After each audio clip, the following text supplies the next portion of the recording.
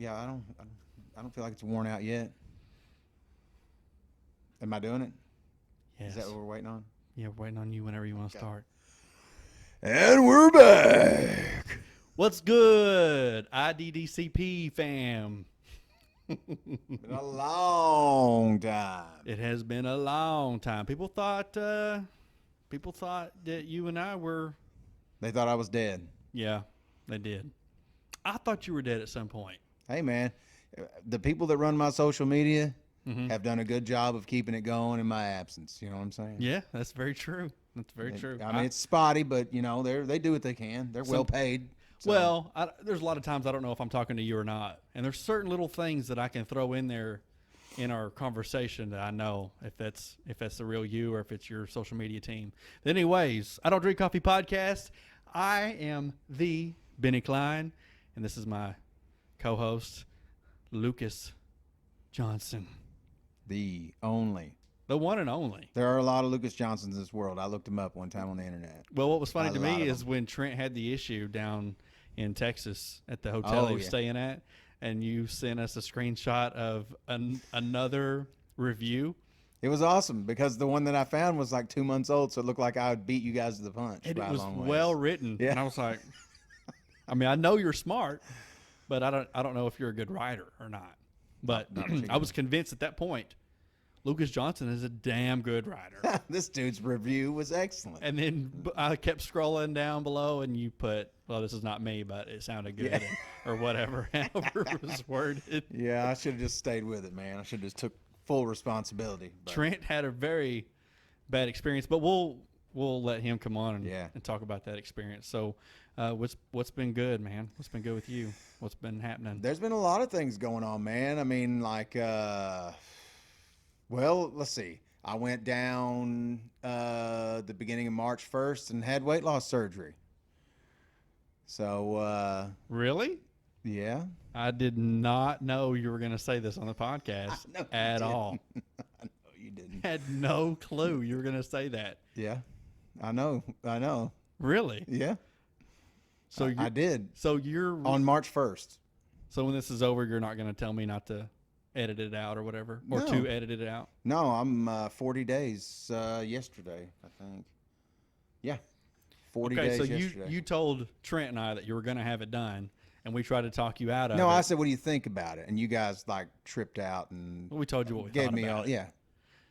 But it didn't matter. Well, at the end of it, whenever I got ready to go do it, I left you guys out of it, not because I was trying to hide it. It was more of a, well, I know what you guys think about it. You ain't gonna have anything good to say about it, and I'm doing it anyway, so why put myself through it? So that's why you didn't tell us? I just went and did it, yeah. That's why you didn't tell us? You already told me what you thought. I mean, you know what I'm saying? But that doesn't mean that you can't tell us where you're going, that you're going to do it anyways. Yeah, but I mean, because I honestly didn't know. I mean, Trent and I had talked back and forth, and we were really wondering if you were dead in, I almost said Taiwan, but I didn't go that far. But we were wondering. But anyways, we didn't know where you were at. We didn't know that you were gone. I was incommunicado for a little bit. Trent is the one that alerted me. He's like, that I ain't heard you from LJ may be gone. And I was like, gone? I mean, this dude don't take vacations every few months, and you had not been that long ago during COVID that you took a vacation, the initial it was stages. A disaster. Yeah. But anyways, so you went MIA on us on purpose. Well, it wasn't on a. It's hard to explain, man. It was like it's not hard to explain at all. You didn't want us to know, and you wanted. Well, it's not like I didn't think you would eventually understand that I'd been gone. I mean, I was. Well, I knew you knew that the next time I saw you, I was going to know. Well, I knew you'd be asking that you hadn't been drinking, straight water and a saltwater diet or whatever. Well, now 2 weeks before, when I first started talking to you guys about it, I was already on the liquid diet, the pre-op diet by then. See, I lost, what did I lose? 15 pounds before I went, I think. I may not be exactly right. I can't. It's like 15, 17 pounds, just on the pre-op diet before I went. Right. Because you got to go on a liquid diet and be, you have to do all this, like, you got to be ready to have surgery. They're fixing to cut a big old piece of your stomach out. Well, I mean, we could go all day long, but I've got a lot of psychological reasons why, like since I've had the surgery, I know now that without the surgery, I would never have lost this weight. Never. I wouldn't have ever been able to do it. Not mentally. We were gonna do it together. Yeah, but you guys never did it. You know what I'm saying? It Well, was we haven't it got was to a start. whole lot of talk and a whole lot of not do. You know what I mean? And I was ready to do. Well, Trent started. Yeah, but I mean, you guys are. Well, what you got to understand is when you're like you guys, like Trent made a really great transformation, did it the old blood, sweat, and tears way, and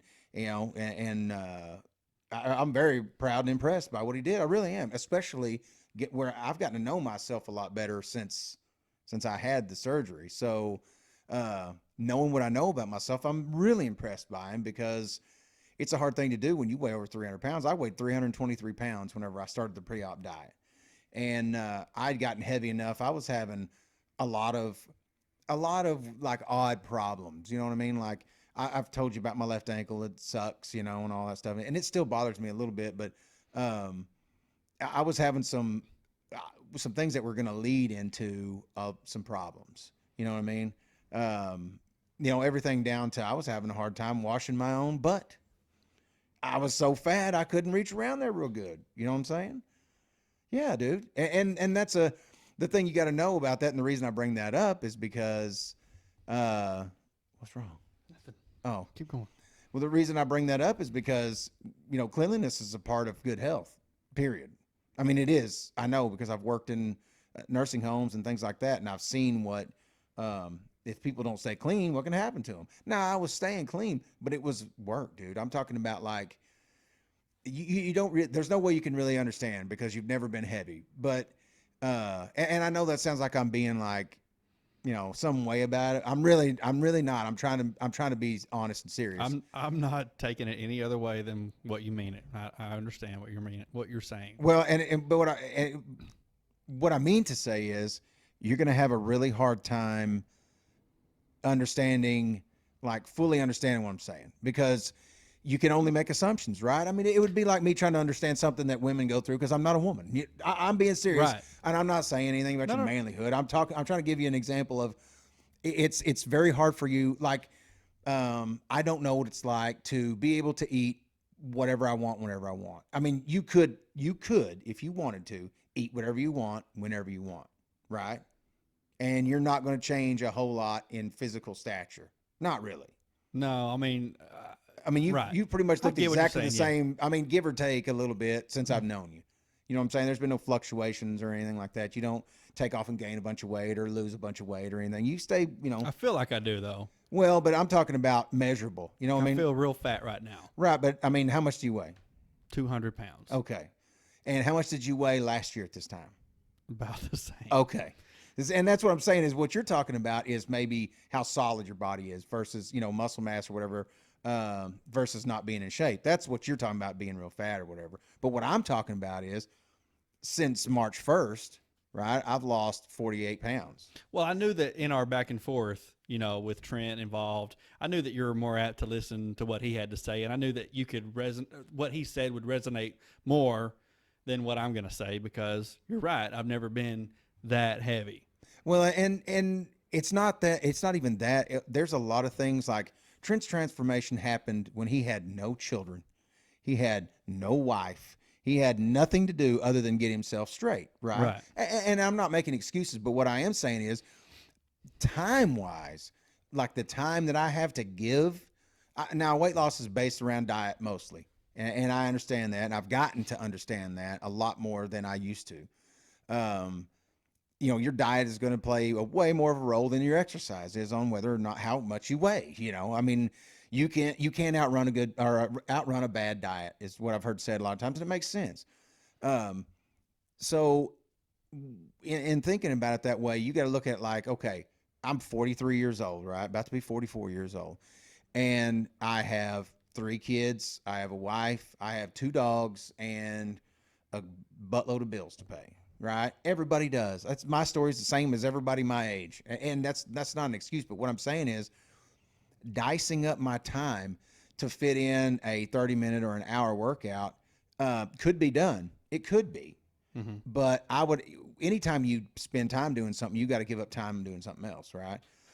So I I couldn't ever find a time that I couldn't find time in my day that I was willing to give up to go and make that huge transformation, or to psychologically, you got to look at it like when you change the way you eat that way, especially for somebody that's an emotional eater, right? That's one of the things that I've always used to help, because I'm an emotional person, like highly emotional. So that's one of the things I use to keep all that quiet, you know what I mean? To keep me from freaking out on people, or, on myself or whatever, Right. is when I feel mad or, upset, or, I can't, nothing's going right or whatever. Well, I could always eat something, and eating was like a thing that made me feel calm. It made me feel like as long as I'm not hungry, then everything else is going to take care of itself. I could sit down and eat a bunch of food and think, okay, reset time. Now I can think about what I was trying to think about. And that's a psychological thing that I knew was a thing, but always thought, oh, I can get it if I want. I'm like an alcoholic, you know what I mean? I'm like, well, if I wanted to quit, I could quit, but I couldn't. I know now, since I've had the surgery, that I would have never lost the weight, because I've tried to cheat since I've had this surgery, and it don't let you. That's the thing about it, is to say that it's like some cheat or that it's easy is a lie. A lie, Stephen. I'm telling you right now, it's the physically hardest thing I've ever had to do. Ever, ever, ever. And what do you mean? Well, everything from the first day after surgery and the nausea that went along with it's unbelievable. The first day after surgery was the sickest I've ever been, even including my gallbladder. And that used to be my top when I had my gallbladder deal, and it was all hurting and all that. No, I spent about 16 hours, the most nauseated I've ever been in my life. And it didn't subside. It didn't lessen. Nothing helped. Getting up, walking around, all that, nothing helped. And yeah, you don't know anybody there. You don't know anything. Looking back now, it's probably a good thing or whatever. But since then, see, you have all these stages that you go through, and it's pretty common. A lot of people go through the same things. And one of the first things is you can't eat any food, dude. You can't. You're on a liquid diet. You've had your stomach surgically removed, right? All except for a portion that they measure out. They have a measurement for it today. They put everybody's stomach the same size or whatever. So you have inflammation from it, and you can't just throw food in there. Number one, you're so sick you can't. I mean, it's like, well, I mean, you got to think about it like if you've ever had an upset stomach or something like that. Well, cut a big old chunk out of your stomach, and see how upset it is. So there's this learning curve of I went from one day eating whatever I want, whenever I want, how much ever I want, to physically not being able to, like they ain't no take backs. You know what I mean? It's not like, well, I don't like this. I'm not doing it. It's not like doing CrossFit for a day and go, no, it's too hard. I'm not doing that no more. Well, you've taken a huge leap, sir, and there ain't no going back, and I thought I was ready until I got into it. You know what I'm saying? I mean, it's like anything else that's a big change like that. I mean, it's life altering. And you go, well, yeah, I feel like I'm a pretty hard guy. I can do this, and whatever comes, I'll just put up with it. Well, I wasn't ready for the mental side of it, So mentally, it's been a very, very big, huge adjustment. Well, since we've started talking about it, let's just go through it. So the first day or two, you were in a lot of pain, a lot of incredible. Well, let me break it back down to you like this. Okay, go through it. We go to the hotel because I'm sure there's people out there that are wanting to have the same thing done. So let's educate them. And I know a lot of people that's had it done. There's a lot of people that which probably helped ease your mind going into having it done. It did. There were people that I didn't know personally, but are from like Wilburton that went to the same place that I went to. So that kind of made me feel better. I'm like, oh, these people are like a year down the road and they're alive. So I'm not going to, unless it's something weird happens, I shouldn't die from it. Because that's the first thought I have is, oh, I got kids. You go have a major surgery and you could die. So, have a great day. Anyway, we show up. Okay, we go to a hotel. The guy picks us up the next morning. Now we have this great idea of it's our last meal, so we get Mexican food, right? And because we love Mexican food, Brandy and I, and your wife, my wife, Brandy, we love Mexican food. So we thought, well, we'll get us a little margarita, Our last meal, can't have alcohol for a long time and all that. We'll get a little margarita, we'll drink and eat. We won't go crazy, man. We've been on our diet. We've been following it, right? That's the only time we've deviated. I mean, I could say that wholeheartedly. I mean, I can't speak for her, but I know I followed it. Because I didn't want anything to go wrong. I read some bad things about people eating right before surgery and a bunch of dumb things like that that cause problems. But you just did it.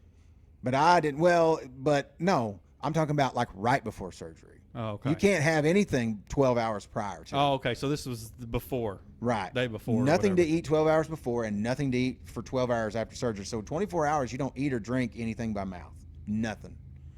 So I go, this is what's funny is we eat all that shit and it kind of upsets my stomach a little bit. Not bad. I mean, I wasn't sick or anything, but it was spicy. You know, I was wanting to enjoy. Oh, I love Mexican food, whatever. So I'm thinking, okay, we're like 15 minutes till 12 hours. I'm dying of thirst all of a sudden. Mentally, it kicks in. You can't drink. I need something to drink. So I go downstairs, get me a bottle of water, guzzle this bottle of water, and go to bed. And then we get up the next morning, and everything happens on schedule, dude. These people are not playing around. I mean, everything, this guy is here early, picks us up, and we're in the car, take us to where we're going. We walk into the door. There's other people there that look a lot like us, you know, some heavier and some thinner. Some of them you're like, are you here with somebody? No, I'm getting the surgery. You're like, wow, okay. So we go in there. They do all the pre-op stuff, weigh you and check you for, you have to have x-rays and things like that to make sure everything's good. And I have scoliosis. So my x-ray, the first thing they call me in their little office and they're like, have you been in an accident? My spine's very crooked, and they're like, were you in an accident? I was like, no, I have scoliosis. And of course they're trying to figure out, is that going to be a problem? And they got to look, because the biggest problem about these, one reason why you got to go on a pre-op diet before you have the surgery is because everybody that's usually people that are overweight have fatty liver disease, right? They have a fatty liver. It's oversized. Well, if it's too big, they can't get around it to do the surgery. And then you have to wait until your liver's small enough, whatever months or whatever. So that was a problem. They were worried about my organs being in the wrong spot and that kind of thing like that. So they really got to look it over and make sure that when they get in there to do the surgery, they can do it. So anyway, it all turns out good. Yada. This is the day we show up. So they say, go to the room, take your clothes off, get on the hospital gown. You guys lay in your beds and be ready. I'm like, okay. Well, I'm thinking we know we're having the surgery the same day. So I'm thinking, who is Brandy and I. Oh, she had it too. Yes. Okay. So your wife Brandy. Yes. Is she okay with you saying this on the podcast? Yeah, she tells everybody already. Oh, okay.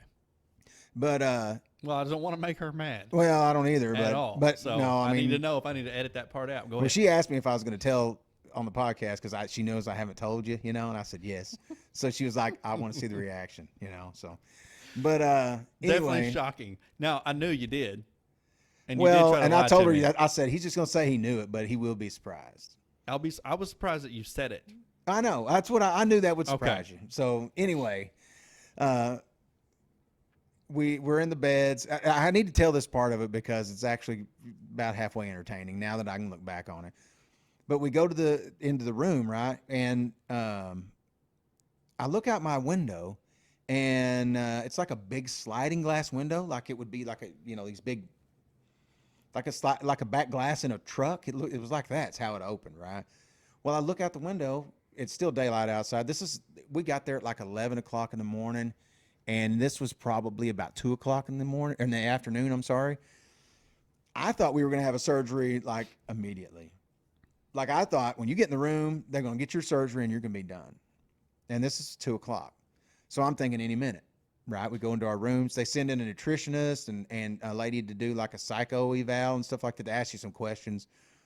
And, it's just like, why are you having the surgery? What are your plans to keep the weight off? Because there are people that have the surgery and gain their weight back. I mean, it's possible, yes. Very possible. So it's a low percentage, but I think it's like 23% or something like that will gain their weight back. And so they're talking all this stuff, and everybody leaves, and it's just Brandy and I in our rooms, and we got a bed apiece, And I'm looking out my window, and there's like old buildings and barbed wire, like razor wire, that keeps people from climbing in our window. I'm like, Jesus, this is kind of crazy. So I'm looking out there, and we're like in a bad neighborhood or whatever. But I told her, I said, well, should be any time, and I said, do you want to go first? Or you want me to go first? And I was a little bit worried about us getting the surgery at the same time because I thought, well, what if we have a hard time and somebody's got to help somebody, Right. or whatever. But anyway, she was pretty dead set on, because I was thinking, well, let's one of us do it and then the other one later will go back, But no. She wouldn't have it any other way. We both going to do it or whatever. And I was like, you know what? If we're going to do it, we might as well do it. And so we wait and wait. And they turn on the TV and I'm watching somebody else's Netflix. Like people have put in their Netflix accounts and I'm watching somebody else's Netflix account, And I'm watching, what was I watching? Avengers. I was watching the Avengers movies, and I thought, that's a good time. I'll start them all over, and watch them from the beginning. So I'm watching Avengers, and it gets dark outside, and it's like 7:30 at night, and they come and get her. Now I've already done my research on how long it takes to do the surgery, and it's usually about 45 minutes. Really? Yeah, it's real quick, man. It's actually an old surgery, dude. They've been doing this since the 90s. Now it's been talked about being done since the 50s. But they do it laparoscopic or whatever with, just the small instruments now. And they've been doing that since the late 90s. So this is a fairly old surgery. I didn't realize it. I didn't know that. I mean, I knew people that had it done, but I didn't know it was that old. Right. So it's a pretty well-established way of going about it. That's why I felt pretty comfortable because the more I checked on it, I was like, damn, this is done by a lot of people, So they take her back. I'm watching Avengers, and I note the time, but I don't really think about how long she's in. I'm just sitting there enjoying my movie because I'm thinking, well, when she comes out of surgery, I'll make sure she's all right, Are you laying down on the bed? Yeah, I got my hospital gown on, man. You're laying down? Yeah. Like on your back? Yeah. Or you're just chilling? Well, I'm just whatever. I'd set up sometimes and lay back or whatever, and move my bed up where I'd set up straight or whatever. Okay. All right. Go ahead. Little did I know I was enjoying the last few moments of being comfortable for quite a little bit. Okay. And I had that feeling in the back of my mind, but I kept thinking, So I watched this movie, and the movie ends. I watch all of it. She ain't back. It's a long movie. Yeah, but that was the first one. Mm. So, and I'm like, I'm kind of getting worried, I'm like, why? Where's my wife? I don't know any of these people, so where's my wife? And I get up to go open the door to say, what's up? And they open the door. Like, it was like perfect timing. Well, she's in the hallway in a hospital bed. And so I go over to her, and they stand her up out of the bed. She's groggy, But what I didn't count on is you have to be in recovery for a little while to let the anesthesia start wearing off. You got to wake up and then kind of get woke up, make sure you're all right. Then they'll bring you to your room. I didn't count on all that. I'm just thinking, oh, my God, it's supposed to take 45 minutes, whatever. So anyway, she gets up. She's real groggy. And I'm like, so, did it go okay? Yes. Very good. Very good. All right, cool. So she said this or? No, the people, okay. The people that brought her said it. And she walks under her own power from the bed in the hallway in there and lays down on the bed. Right. But she's real out of it. I mean, I'm like, are you okay? You hurting? She's like, I'm not hurting too bad, but I'm just real tired, And so she lays down on the bed. I'm thinking I'm up. I mean, I'm thinking I'm on deck. This whole time I'm like, okay, here's my time, So I'm like, looking at these people and they just shut the door. I'm like, okay, I wonder what's going on. Maybe they got a prep. I didn't know. I didn't know what was going on. So I start checking on her, like, how you doing? How you feeling? Are you hurting? Da, da, da. How was it? She's like, no, I'm all right, whatever. And she's pretty much fine, no big deal. And so I'm thinking, well, I can't give her anything. I can't give her anything to drink or eat or, all I can do is sit her and pet her if I want. And she hates that crap. So I'm not doing that. She don't like it? No. She don't like to be babied at all. So, really? Yeah, no. So I go back to my bed and lay down. And I'm thinking, well, then I'm just going to start watching that other movie. And however far I get along, I'll just pause it, This is somebody else's Netflix, so I don't care. And so I start watching my movie, watch all that movie. And I'm like, about halfway through the movie, I'm looking at my phone like, okay, it's been a long time. What's going on? What do they do? All the females during the day, and then they moved to the males? Well, see, it was dark when she went. It was already dark. Right. It was late in the evening. Okay, go ahead. But I interrupted. I'm sorry. Well, the whole process that I didn't know about is that there was 16 people there that day, right? Well, we just happened to get pushed further back to the end of the line or whatever, and I got pushed way back. Didn't matter that you were with her. Right. Y'all were I together. thought it would. I thought they would do us in like groups or whatever, but no. Or by the last name. They might have done it by weight. They might. I don't know. I have no idea. All I know is it's like I watch all that movie and I'm like, there's no way, because I'm thinking, by this time it's, what is it, 10:30 at night? And I'm thinking they're not going to do my surgery today. Something's happened, something bad scheduling or something like that. Now I'm going to have to wait till freaking tomorrow. Well, I'm thinking we've got a plane ride scheduled to get home. We got all these things. It's supposed to go boom, boom, boom, boom, boom. And I'm thinking, well, it's gotten screwed up somehow. So I sat there and I'm like asking her, and of course she's out of it. She's trying to answer me. But I was like, well, do you think, there's no way they're going to do my surgery? And she's like, I don't know. I can't believe you be. Well, I'm trying to, I'm tripping. I don't know any of these people, The only person I know is Her. like And she's out of it. Yeah. So I'm sitting there going, who do I ask? All this crap. She probably don't bouncing even around. remember you asking any of these questions. Well, does she? I think she's had some memory of it. I haven't really asked her about that, but she was trying to be rational with me, and she's like, well, they probably have a bunch of them and all that, but it's not making me feel bad. I'm like, damn, I cannot wait. I know that we're going to miss our fucking plane. Mm-hmm. I'm more worried about getting home. You know what I'm saying? Like, when this is over with, I need to get home. I've only got so many days and I got to be back at work and all these things, Right. So, I'm tripping out, getting more and more nervous, and like sitting more straight up in the bed. I start another fucking movie to try to get my mind off of it, and it's not working. I don't even remember. I watched like 30 minutes of the movie and I ain't watched a minute of it. I've been sitting there looking at the clock like, dude. So I go and open the door because I want to ask somebody, I'm like, I'm tired of this. Open the door and there's a lady walking that's you can tell she just got out of surgery. She's walking down the hallway. And I was like, okay. Am I going to get my surgery tonight? I said, it's late. It's getting late. I had my phone. I was like, it's getting late. Are they still going to do my surgery? Yes. They're going to do your surgery. Yes. And I was like, well, it's awful late. I kept thinking it's fucking 11 o'clock, at night. So, they go, yeah, you're going to get your surgery. Well, this lady's hurting. I can tell. She's not doing good like Brandy. You know what I'm saying? Like she's up walking. Oh, she's the one that just had it done? Just had it done, yeah. And her husband's standing there. I saw him in the waiting room when we came in, so her husband's walking with her and all this. And I'm seeing her and I'm looking at Brandy and I'm like, why is Brandy's over sleeping? And this lady's up walking and, standing up real straight and all this stuff. So I'm like, oh God. So I thought, okay, what choice do I have? You know what I mean? We've paid the money. We've got everything done. All you can do is whatever happens. So I shut the door and go sit back down on the bed. And I'm not sitting there 10 minutes and they say, okay, it's your turn. And their bed's outside the door. So I'm thinking at the time, yes, thank God. You know what I mean? Because I thought I wasn't going to get it done. I'm like, yes. Well, one thing that we didn't count on, and this is something that I would urge anybody that's thinking about having this done to do, and I don't care where you go to get it done, I would urge you. Start hydrating. I'm not kidding, a week before you go. Try to get a gallon a day in you every day for at least 5 to 7 days before you go. Because she and I both, even though we felt okay, we were dehydrated. Well, you don't get to drink for 12 hours before your surgery, right?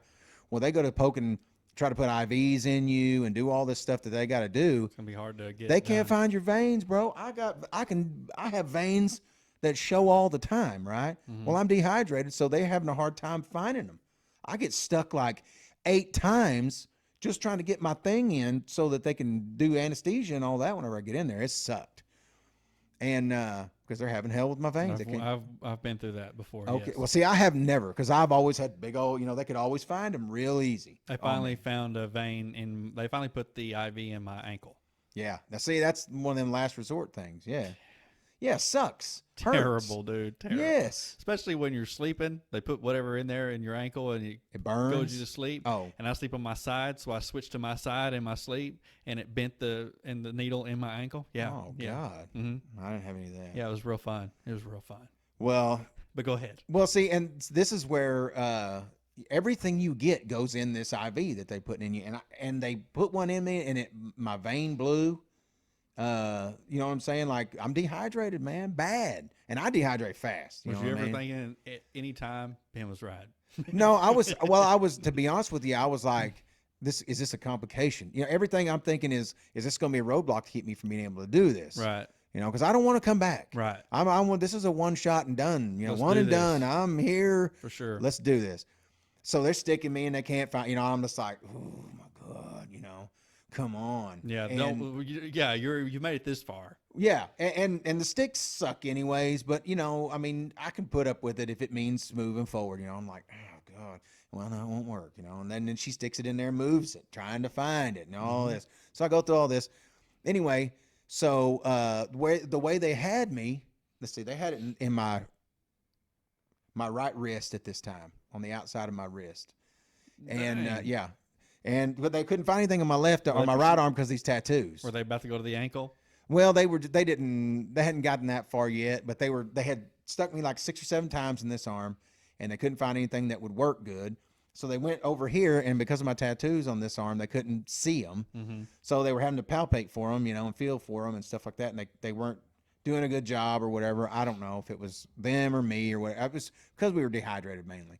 So I would definitely advise somebody drink a ton of water. Be hydrated when you go. That is, if I could give anybody, if somebody said, tell them one thing that they should know, be hydrated when you go to surgery. Overhydrate yourself. That way you don't have any trouble with this. And this is going to come into play in a few minutes, even more importantly. Okay, so they get me in the bed. They're wheeling me down to surgery, right? And it's just at the end of the hallway from me, dude. I didn't know that. It was like, I would say 100 feet to Not the very operating far. room. You thought you were going to go down, go Yeah, up getting an a lift, elevator, yeah, go- you know, go to- to the surgery place. Right. No, we were there, you know, and come to find out, everybody was. It was like room, and then the surgery thing. I mean, they've gotten this down to where, Oh, yeah. you know what I mean. Right. They're doing 16 people a day. It's like, I mean, they got it on a schedule, and I think I was probably the last one for the day. Is what I think. Wonder why. But I was also the biggest and the only male that I knew of. Oh, really? I didn't see any other men getting it done. No. So that day, anyway. Now I did see one when we were leaving that we have to go. I'll get back to that, and there was a guy going to get it done then. But in our group, I was the only male. So they went me down to surgery, and they put you on this table, dude. And I swear, when you look at it, it looks like the lethal injection table. I shit you not. It is a square, a metal square that's not any wider than this desk, probably 3 foot wide, something like that. And it's not long enough for your body, bro. I'm talking about it's long enough, like I'd say my shoulder blades hit at the end, like my head would have rocked back, and about my crotch would have been at the other end of it. Now, let me tell you why.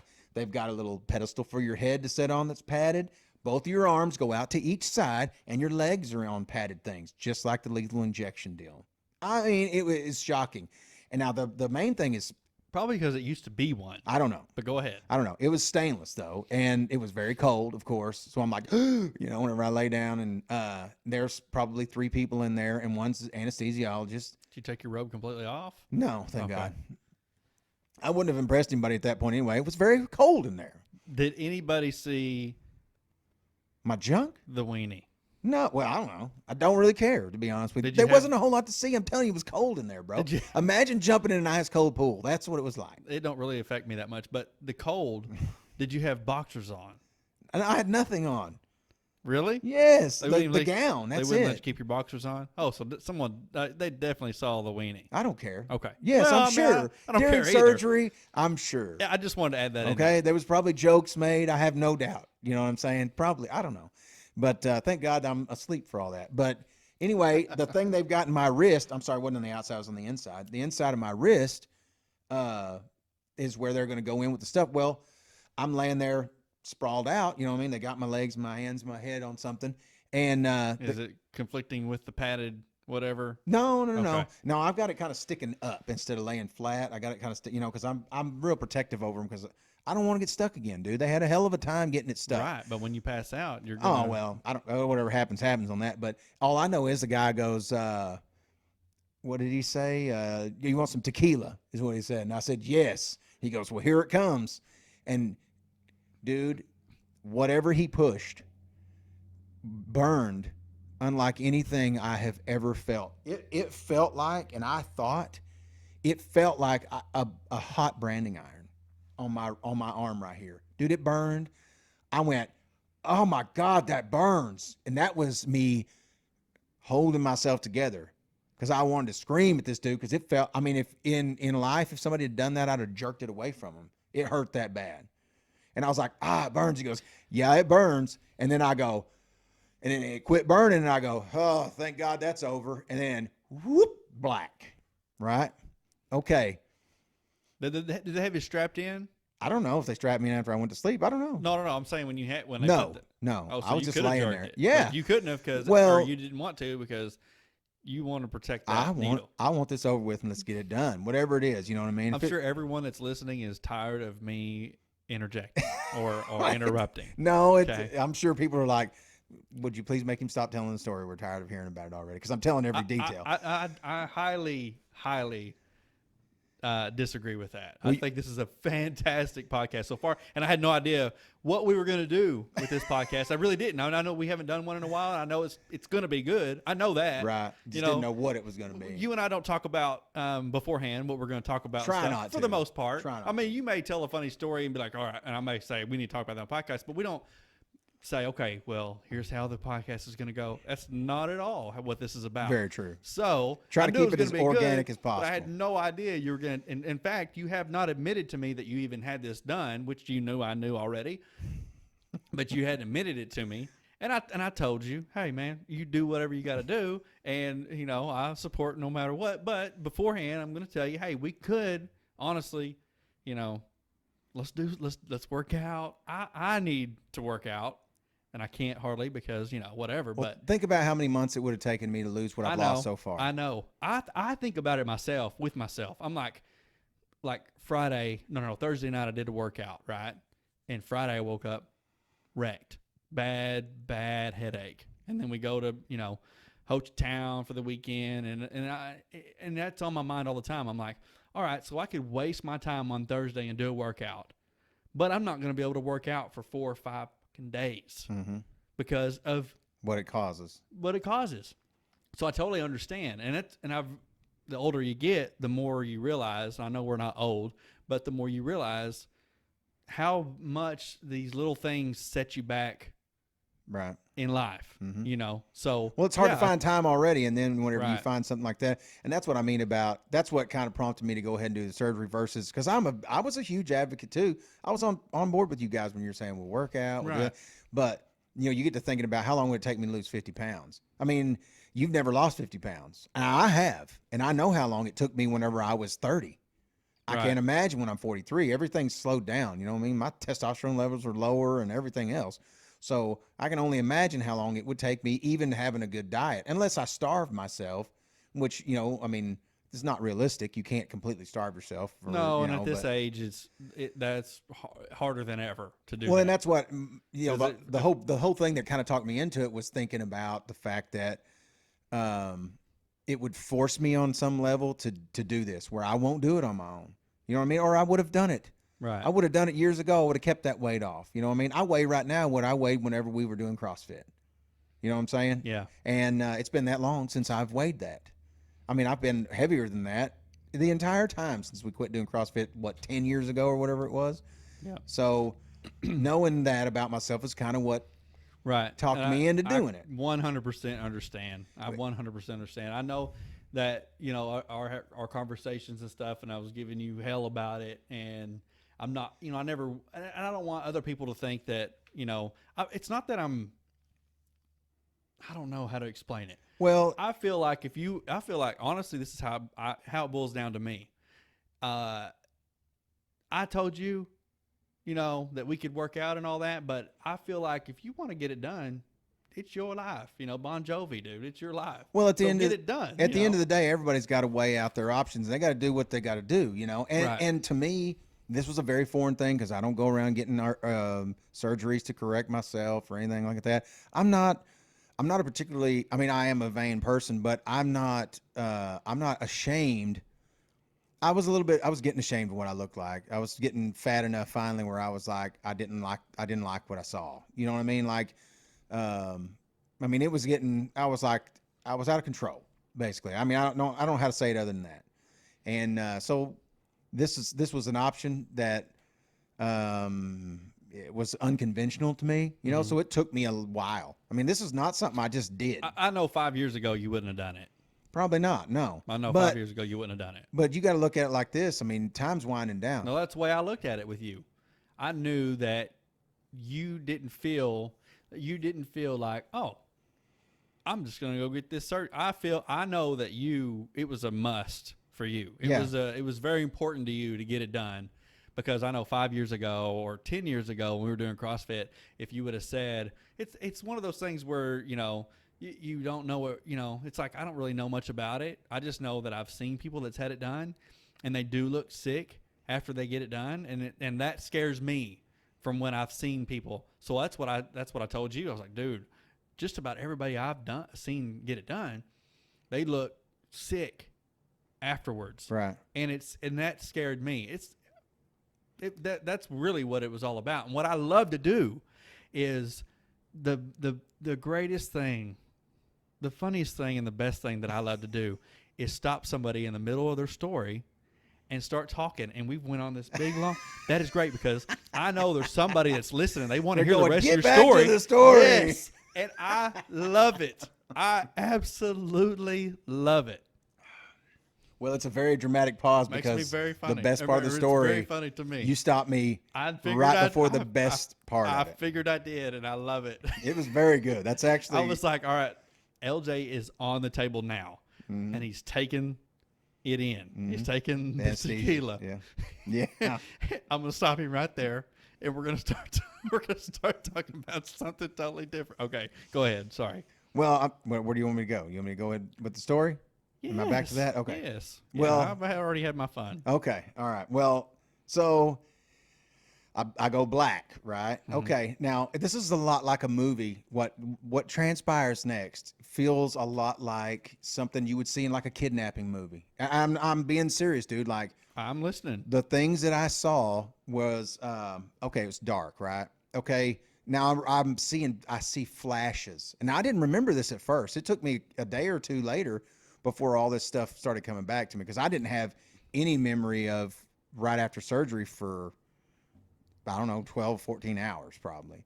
Dude, it's just gone. So, and you've never been blackout drunk, but whenever you black out like that, you can function and everything else, but you have no memory of what you did.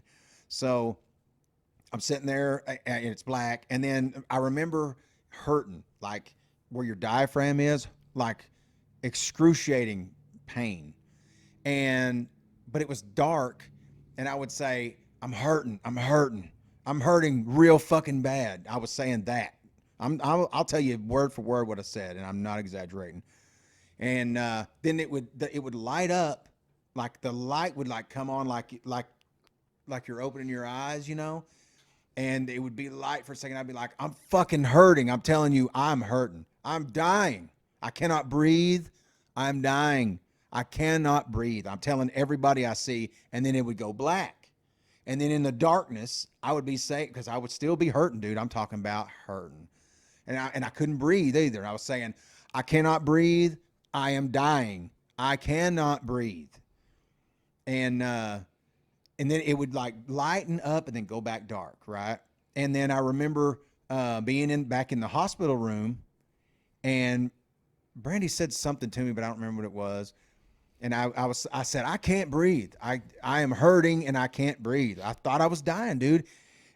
I was groggy enough that I didn't have my, like when I was laying on the table, when I got the tequila, it burned real bad, right? But I had my, what would you call it? My inhibitions or whatever. You know what I mean? I had my facility so I could sit there and let it burn and just let this guy know it was burning. Well, I had lost those in the anesthesia. Or normally I would have just sat there and been like, and I'd have quietly died, I guess. I don't know what I would have done. But I mean, in this instance, I was willing to tell people. Because I was like, you got to do something. I'm dying. I cannot breathe. And I am hurting uncontrollably, right? I mean, I'm panicking. But it's going light and black. I'm talking about like, lighting up and then dark. And I'm like thrashing around a little bit and telling all this stuff. And then I woke up in the hospital bed, quite a long time later, and I was hurting a little bit, but not terribly. And I thought, okay, this isn't too bad. Well, I'm looking around, and Brandy's asleep, of course, and but I'm kind of hurting. I'm uncomfortable, and I'm not laying all the way down. They got my bed set up just a little bit.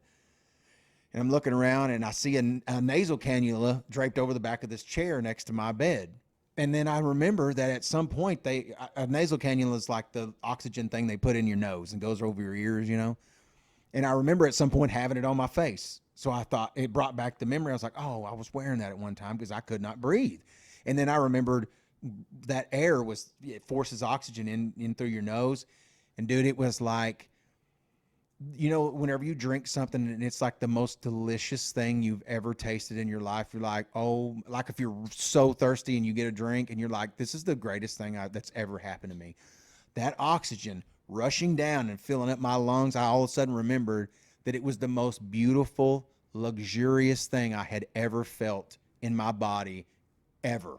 And it was just like that air would just go and fill up my lungs, and I could breathe deep, and it would fill my lungs up, and I would feel awesome. Like, thank God I can breathe. You know what I'm saying? But then, it goes back to I was in the black or whatever, and I'm in the bed, and I'm sitting there for a little bit, and Brandy opens her eyes, and she goes, "How you feeling?" And I said, I'm hurting a little bit, but I said, I feel real tight underneath my diaphragm. And she goes, well, that's CO2. They have to blow up your body. They want to make separation between everything so they can get in there with those tools and work. They want to make some room. So they put CO2 in your body to expand everything, to keep your liver away. So they don't want to nick your liver. They could kill you, And so that tightness, when I felt like I couldn't breathe and everything, was that CO2 pushing on my diaphragm. So when I would try to take deep breaths, it would stop it. You know what I'm saying? I could breathe. But in the anesthesia, I thought I couldn't, because I couldn't take in a huge breath and then exhale. It was just regular breathing. If I'd have stopped and just breathe, I could breathe. You see what I'm saying? So you not being able to breathe, that really happened. It was the anesthesia, though. Brandy goes, do you remember anything about coming out of surgery? And I was like, no. And she said, you were freaking out. You were panicking. And she said she could hear it or something. I was in the room with her. You know what I mean? I mean, I was doing it a little bit in recovery. I did it a little bit, but as I started to come out, they took me to the room. Okay, I was so that's tripping. when you were tripping in the room. All right, that's what I was. And she goes, well, you kept opening your eyes and saying, I can't breathe. I can't fucking breathe. I was thinking and closing them. The reason it was going light and dark is because I was closing my eyes. I was thinking. I thought I was passing out. I thought I was passing out. I was thinking you were going to tell me at the end of the story, and that's why I didn't cut you off. I thought you were going to say, and I was dreaming this whole time, or you weren't fully asleep when they were doing the surgery. That's and I was being a big fat baby is what it was. I was being a huge baby. Well, if you can't breathe, you can't breathe. But if I would have stopped and just breathed normally, just like sat there and went, I could breathe. But I kept wanting to go, take these huge breaths because I'm the tightness. Yeah, I'm claustrophobic. I'm not diagnosed, but I mean, when I can't, like if I start feeling tight, I want to take a big breath and then I feel good again. I'm like, okay, well, at least I can expand my lungs. I'm good. Because when I was real fat and we went to Six Flags one time and I had tried to, and this was one of the things that helped me decide this too. I got on the Batman ride with Gavin and Carter. And they put me in they didn't call it the fat seat, but it was the seat for big people. They have one seat for people that are too big to fit the damn harness. They put me in that seat, and whenever she latched it in, it was so tight against my chest, I could breathe, but I couldn't deep breathe, right? So I was low-key freaking out. But when the ride took off, it sucked you back. Yeah, it pushed me back, and I could breathe. So I was cool. It was embarrassing, horribly embarrassing. You know what I mean? It was like one of those things where you go to sit in a normal seat and you like bring the harness down and hell no, not even close. It ain't even going to come close to latching. So the ladies looking at me and they probably knew when I walked up, they see people, hundreds of people a day try to get in that seat that's too big.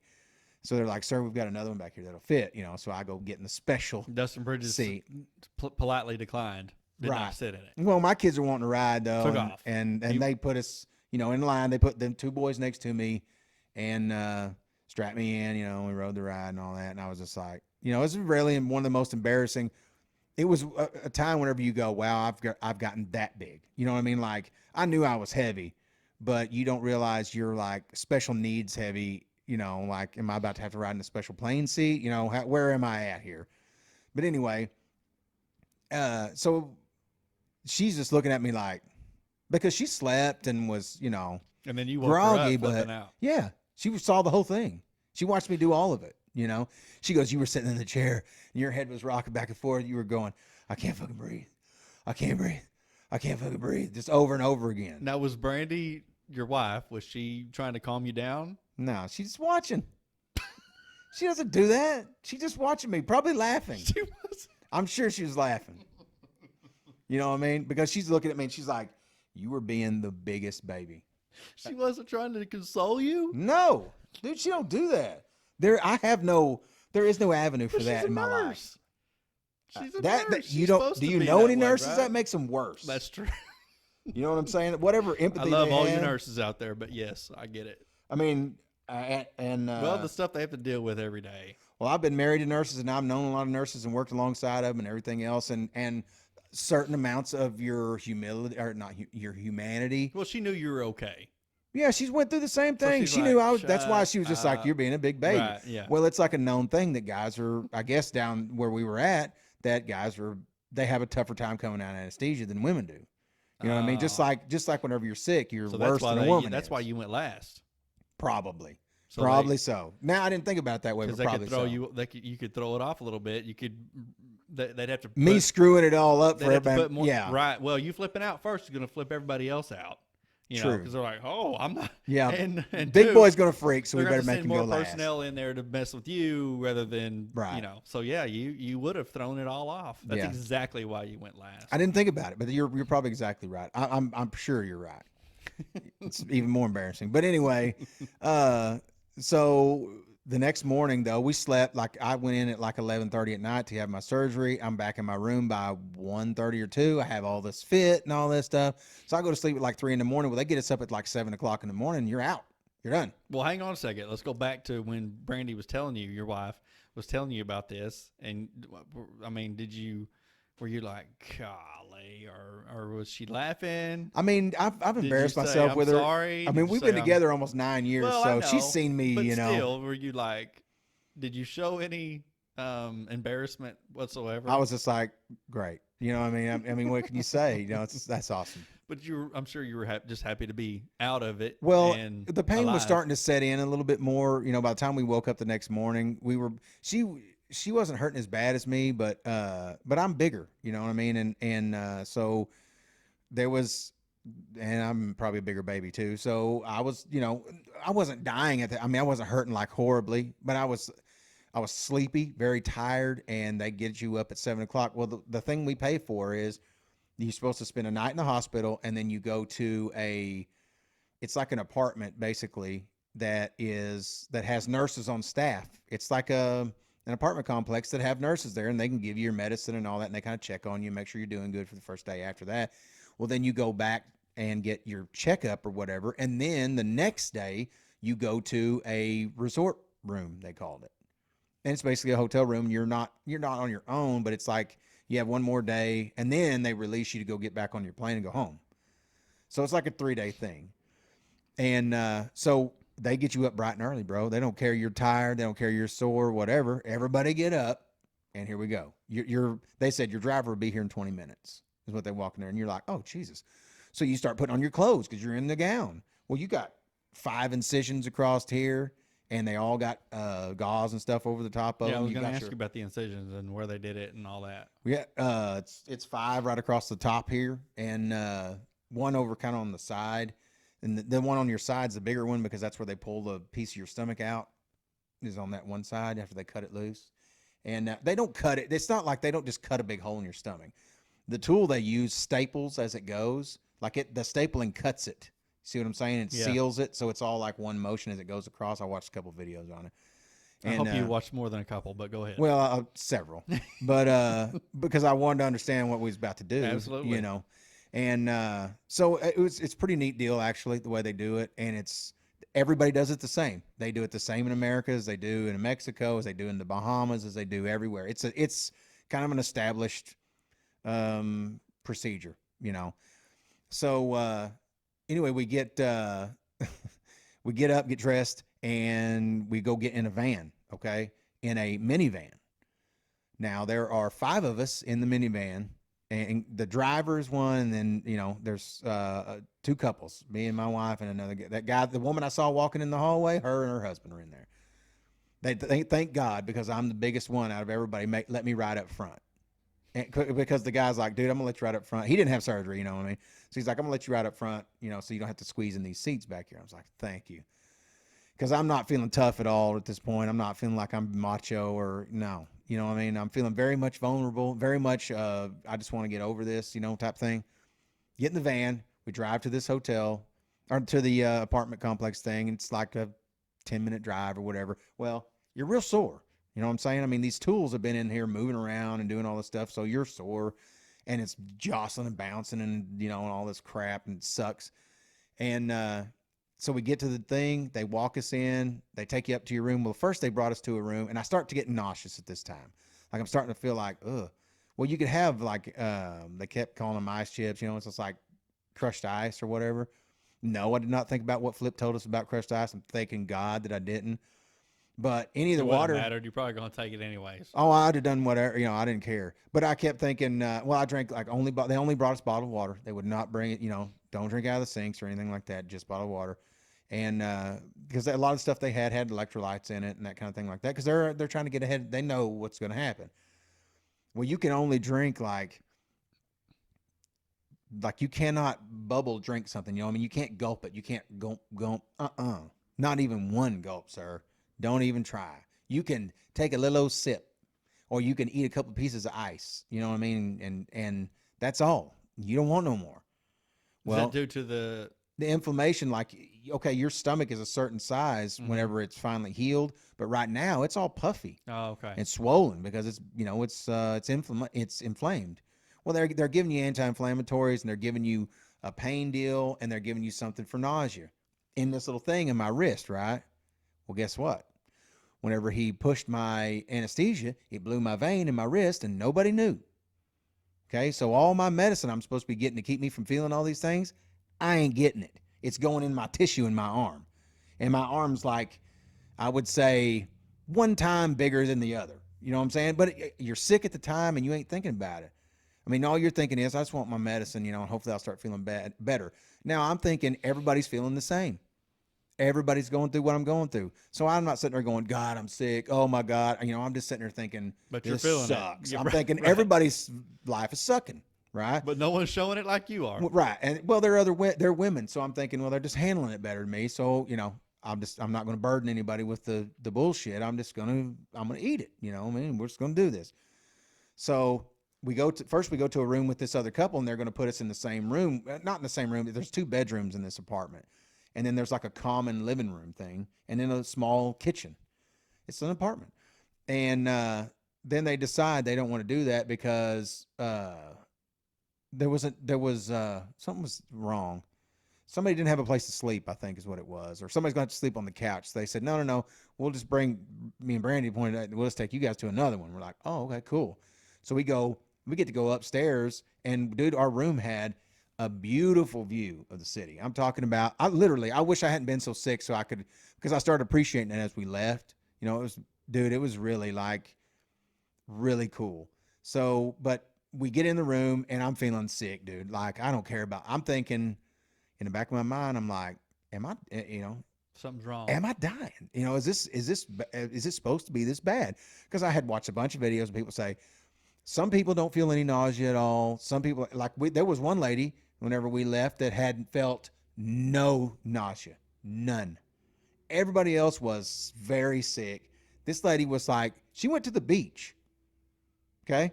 After she had her surgery done, she just went to the beach and went bought some souvenirs and stuff. She had no problems. Okay. Wow.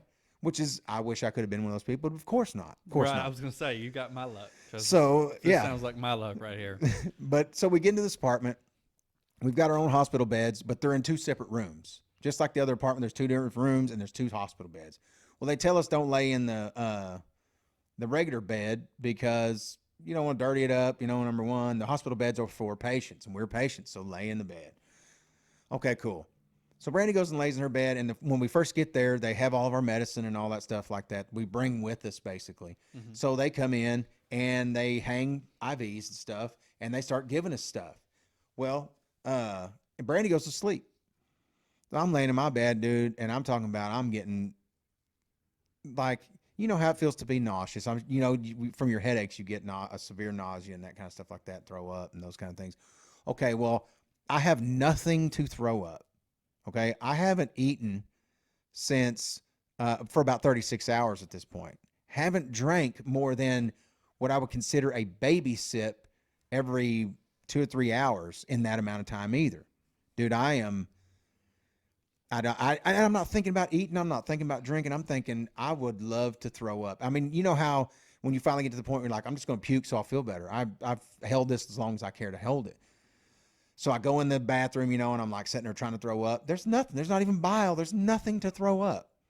I mean, I can sit there and dry heave and nothing. So there's no relief, right? So this is for pain. This is for nausea. Tell all this stuff. And I'm laying there, dude, and I am what I feel like is, and they say the big thing to do, one of the biggest things they say all the time is walk.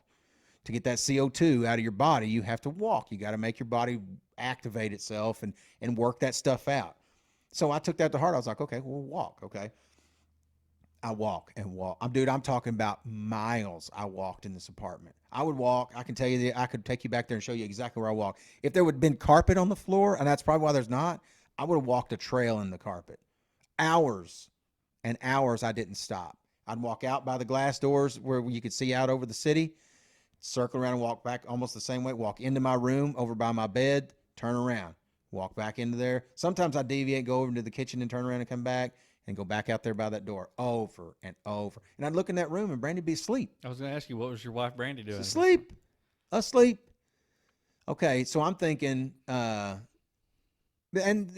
that's one of her things that she does whenever she's feeling sick, like whenever she had her meat allergy and all that, and she would get real sick for like 24 hours if she ate meat, the red meat allergy. Well, she would go to sleep. Like she'd throw up or whatever, then she'd lay down to sleep for hours and hours and hours.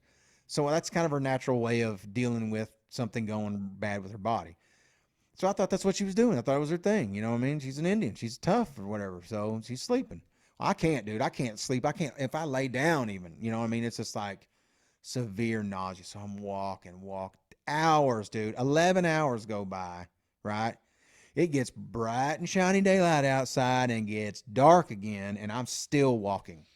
Now, once in a while, I'd sit down on my bed and think, I'm going to try. I'm going to close my eyes and just try. There was no point. So the only thing that made me feel better is to be moving because I knew I wasn't going to, if I was going to die, I'd have to fall down. Because if you can walk, it's that whole walk it off thing. You think eventually this is going to subside, so right? You're going through some serious issues internally. Dude, it's like unlike anything I've still to this day, there's nothing I can compare it to. Because used to, I would say my gallbladder because it was painful, dude. But the thing about it was that pain would subside. When the gallstone would roll out of that duct, then the pain would go away just like it came on, like instantly. You didn't know how long it'd take. Usually, longest I ever went was like a couple of hours. And it was excruciating, for real, but it would just all of a sudden just go away and you were fine. Well, this didn't do that. It never lessened. It never got, you know what I mean? It didn't, nothing ever got less. It felt the same. And I was just like, oh my God. So I would walk, and it was cold too, or I was cold. So I had this damn blanket. They had one of those that's real soft blankets on that bed. Well, I took it and I had it draped over my head like Mary, and I had it wrapped it, and I would just walk with this. And Brandy would wake up every now and then, and she'd be like, "What are you doing?" Did she get any of this on video? No, we're sick, dude. I mean, she's sleeping. You can't. Thinking beyond right now was impossible. I get it. You know what I mean? Hoping. You know how whenever, like, when your headaches are really kicking, and like you can't think beyond this moment. You know what I mean? Like, there's nothing past right now. I got nothing. You can't think about. You're thinking about, am I dying? Am I really this time? Is this the time that I'm really dying for real? I mean, it's that, like, so I'm walking and I'm walking and I'm walking, dude. Hours go by, it gets dark, and it's looking pretty outside. And I was thinking to myself, I wish I could appreciate that more. I wish I wasn't so sick. And I'd walk and keep walking. And so I would call every little bit and say, when do we get more medicine? Because when they gave me my first dose of the anti-nausea, it helped it a little bit for a little while. And there was water to drink. There was Gatorade to drink. There was plenty of things, they encourage you. If you can, you need to drink so you don't dehydrate. Well, I was just too sick. I wasn't interested in any of that stuff. So what I did was I made myself even more dehydrated. So then I started getting a really bad headache and I started getting really weak. So at like 9 o'clock that night, I'm starting to feel, dude, like otherworldly, like maybe I was just joking about dying. I think I really it might be. I'm thinking maybe they need to take me to an ER. No shit. Now, I mean, I'm being dead serious. Well, I didn't know it, but that other lady that I was talking about a while ago, her and her husband, she thought about going to the ER also. She got pretty sick during the night. I don't know what hers was from, but we found out what mine was from because whenever I asked when the nurse would be back, I was like, when's the nurse coming back with the next round of, it's not helping me. And Brandy would get up and walk periodically. Usually whenever that stuff would start to kind of wear off and she'd start to feel nauseous, because she was too. She went through some nausea and those things. Well, she'd get up and walk too. And we're like the Walking Dead in this fucking apartment. Yes, Y'all were walking together and y'all were just doing we were not together. I mean, we were just all over the place. Right. That's what I'm saying. So trying not to walk into each other. Were y'all saying anything to anybody? No, each dude. other? We were hurting. I was hurting and too sick. I couldn't talk. And so would y'all pass each other at some point? Yeah. I didn't say, hey, what's up? No, I didn't care. You know what I mean? I thought I was dying. And Carter called me during this, and he's like, how's it going? How are you feeling? I was like, bro, I'm sorry. I'm really sick. I can't talk to you. Give me, maybe I can call you tomorrow or something like that. I'm just really sick. I mean, the surgery went good. I'm okay, but I'm really sick. And he's like, oh, okay, I'm sorry. I was like, it's okay. Just let me call you tomorrow. He's like, okay. Hang up the phone. Put it down. And well, meanwhile, I'm sure Flip and Trent and I are talking smack in the group chat, not about you or your situation, whatever, because we didn't have a clue, but. And you guys didn't exist in my mind at the time. Nobody did. Awesome. You know what I'm saying? Like nobody. You guys don't feel lonely. Nobody existed in that moment except for me. I thought I was dying. Well, you didn't think maybe you need to call me and say, hey, man, I really need you to be a good dad to my kids. Could you pray for me? This might be. Could you pray for me? I think I'm fixing to pass over. No, I wasn't. I was just thinking this may be it. Dude, I was getting, like I said, this is physically the worst thing I've ever gone through. I can't compare it to anything. Well, I mean. When the nurse comes in. Definitely sounds like it for sure. Well, this lady wasn't a nurse. She was like a med aid. You know what I mean? Like what would be a CMA or whatever, a certified medication aid or whatever. And she comes in to give me my medicine, right? And she's looking at my IV. In my arm, and she's like looking at it. She keeps looking at it, and she's kind of talking to herself a little bit. And I'm sure she could tell that my arm had swollen because I got to looking at it the next day, and it was a hell of a lot bigger than my left arm. And plus the tattoos, man, it keeps it from, you know what I mean? It makes your skin look different just when you look at it or whatever. So that may have been part of it too. But she gets to looking at it, and she don't like it. And so she calls another lady in there, a nurse, to come in there. And they're like, your sight's not your vein. You're having to push your thing, right? Yeah, I've got a button. Yeah. No. I'm talking about. There's no. Oh, your IV thing or whatever. Yeah. Yes. So you're having to push that while you're walking? Yes. Well, a lot of times I'd unhook the bag and just carry the bag. Oh, okay. But sometimes yeah. Really, dude, miles and miles and miles. I don't even know how long. Miles, bro. And so they don't like it, so they're going to change it. Well, and that's the only thing I can figure is that when he pushed that stuff, it blew that vein. Dude, it hurt so bad. I can't even explain it. But anyway, they go to trying to find it. Well, I'm even worse dehydrated. Right? They're having hell, dude. They stuck both arms. They're trying. Again? Yes. Dude, they're trying. They're trying different spots and trying out here in the middle of my forearm and first one thing and another. And, dude, you know how when you'll look at your arm and you can see them little blue veins or you can see like these in the top of your hand? Mm-hmm. None of those were showing on me. None of them. I was so dehydrated that nothing was showing. So they keep messing around there, and they finally get one. Let's see, I think it was in the top of my hand. Anyway, they got one, and whenever she pulled the little thing out, some blood came out, so we knew we had one. And they hooked me back up to the drip thing, and I'd been telling them I'm very sick, and they were like, you're going to have to drink something, you're getting very dehydrated. I think they were getting worried they're going to have to take me to the hospital, too, because I was getting down. Dude, my head, of course. Dude, the headache from being dehydrated was awful. And you throw that with the nausea and all the other stuff, you know what I mean? It was like, And I know I'm complaining about stuff and people go through way worse things. All I'm saying is, for me personally, it was the worst thing I've ever gone through. And it was like a lot of stuff at one time. Okay, so they hooked me back up. They put some stuff in my IV. And within about 10 minutes, I feel like I want to lay down. I'm like, I want to try to lay down. You know, I'm not quite as nauseated. Knocked a little bit of the edge off. And it was one thing for pain, one thing for nausea, and an antibiotic. And so I lay down in my bed and I'm thinking, dude, I want to rest a little bit. And this is after midnight. It's like 1 o'clock in the morning. And I go to sleep, dude, and slept for about 7 hours and woke up feeling nauseous again, though, because the medicine was wearing off. It was time for more medicine.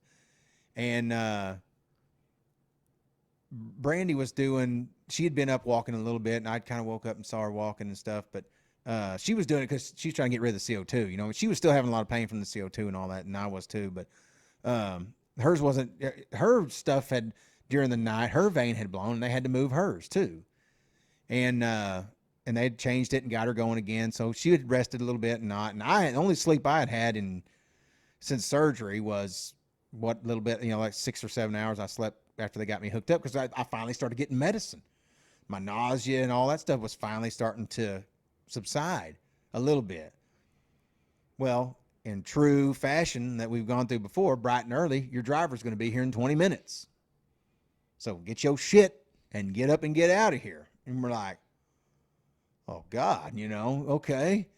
I feel like Denzel Washington at the end of Training Day. You know what I mean? Where it's just like everything that can happen has happened. I'm wrung out, Right. And so we get our stuff together, and they take my IV out. Okay, they discontinue it because at that point they're not going to give you anything else intravenous. It's going to be by mouth. And well, we've got to go back to the clinic where we had our stuff done. They got to do a checkup. They got to do a swallow test because they watch the fluid move through your stomach to make sure there's no leaks.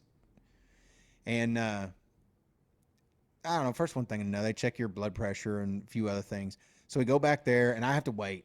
I'm the last damn one again, and I'm real nauseous at this point, because it's been a while since we had any medicine. We had medicine we could take if we wanted to, but they gave me a popsicle, dude. They gave me a lime popsicle.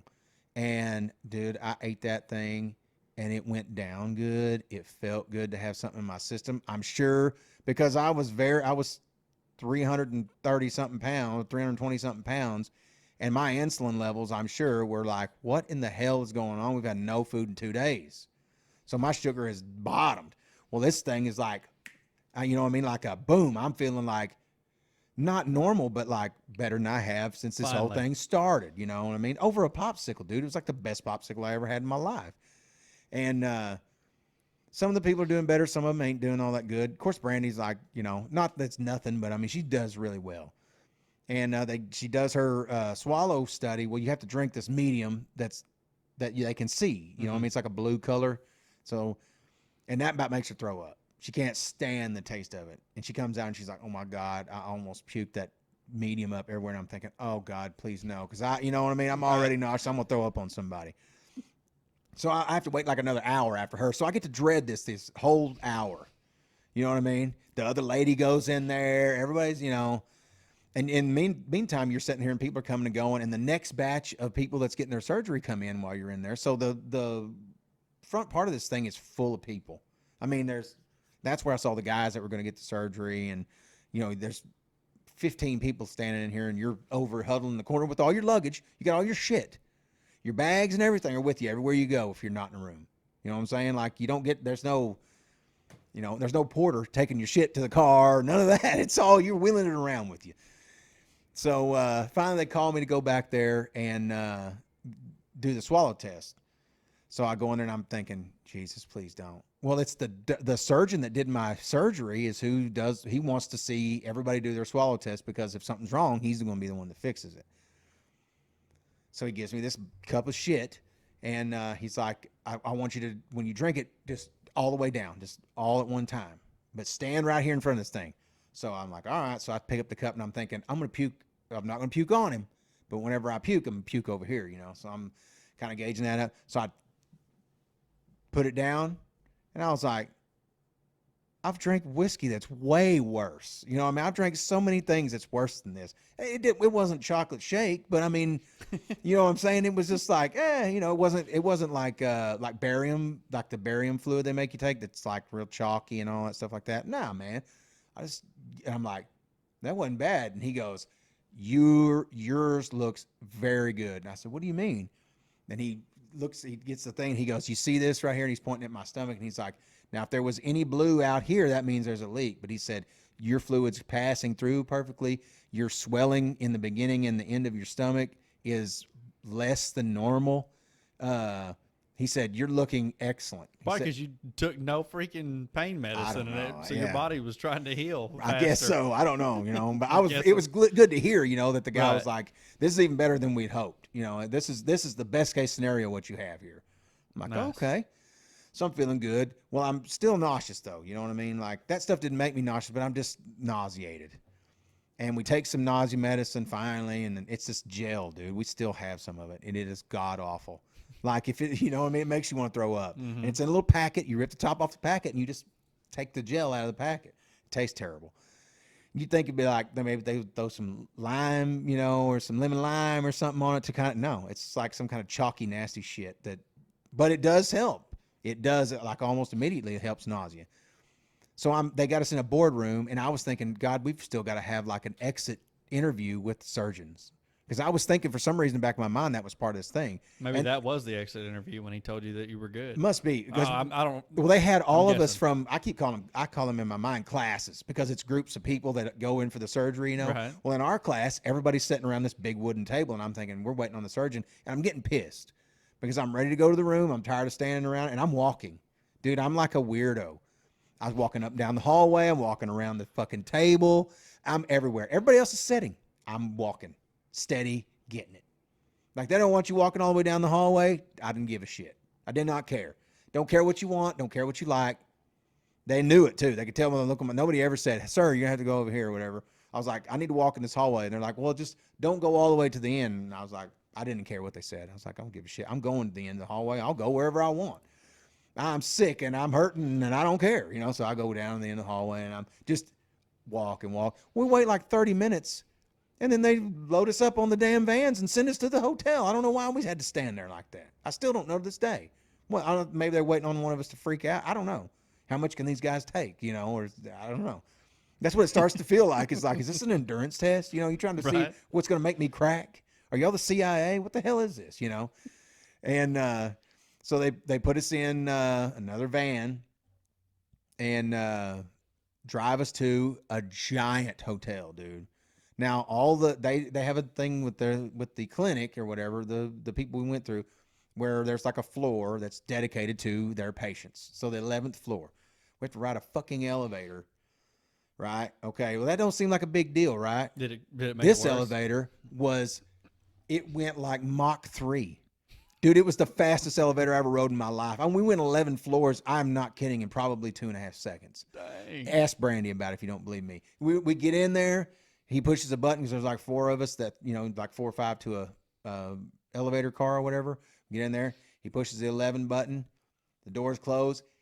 Dude, it felt like Willy Wonka's chocolate factory. It's like, whew, and then boom, stop at 11. You know, I was like, oh my God. You know, I'm about to throw up. There's all these things going on. The doors open. The ladies that are in front of it, the other car beat us up there somehow. I don't know how in the hell they beat us up there as fast as we went, and they're taking forever. They got their paperwork and shit, and it's taking forever to find it. It's like digging in her purse, you know, and all this, because you got to prove who you are and all that. And I'm freaking out. Well, this lady leaves her shit. She don't even wait. She was ready to go to the room, so she left all of her stuff there. So this guy's trying to call her room, and I'm just like, I need the room. I don't want to stand here anymore. You know, I'm very impatient whenever I'm not feeling good. You know what I'm saying? Right. Did you say this?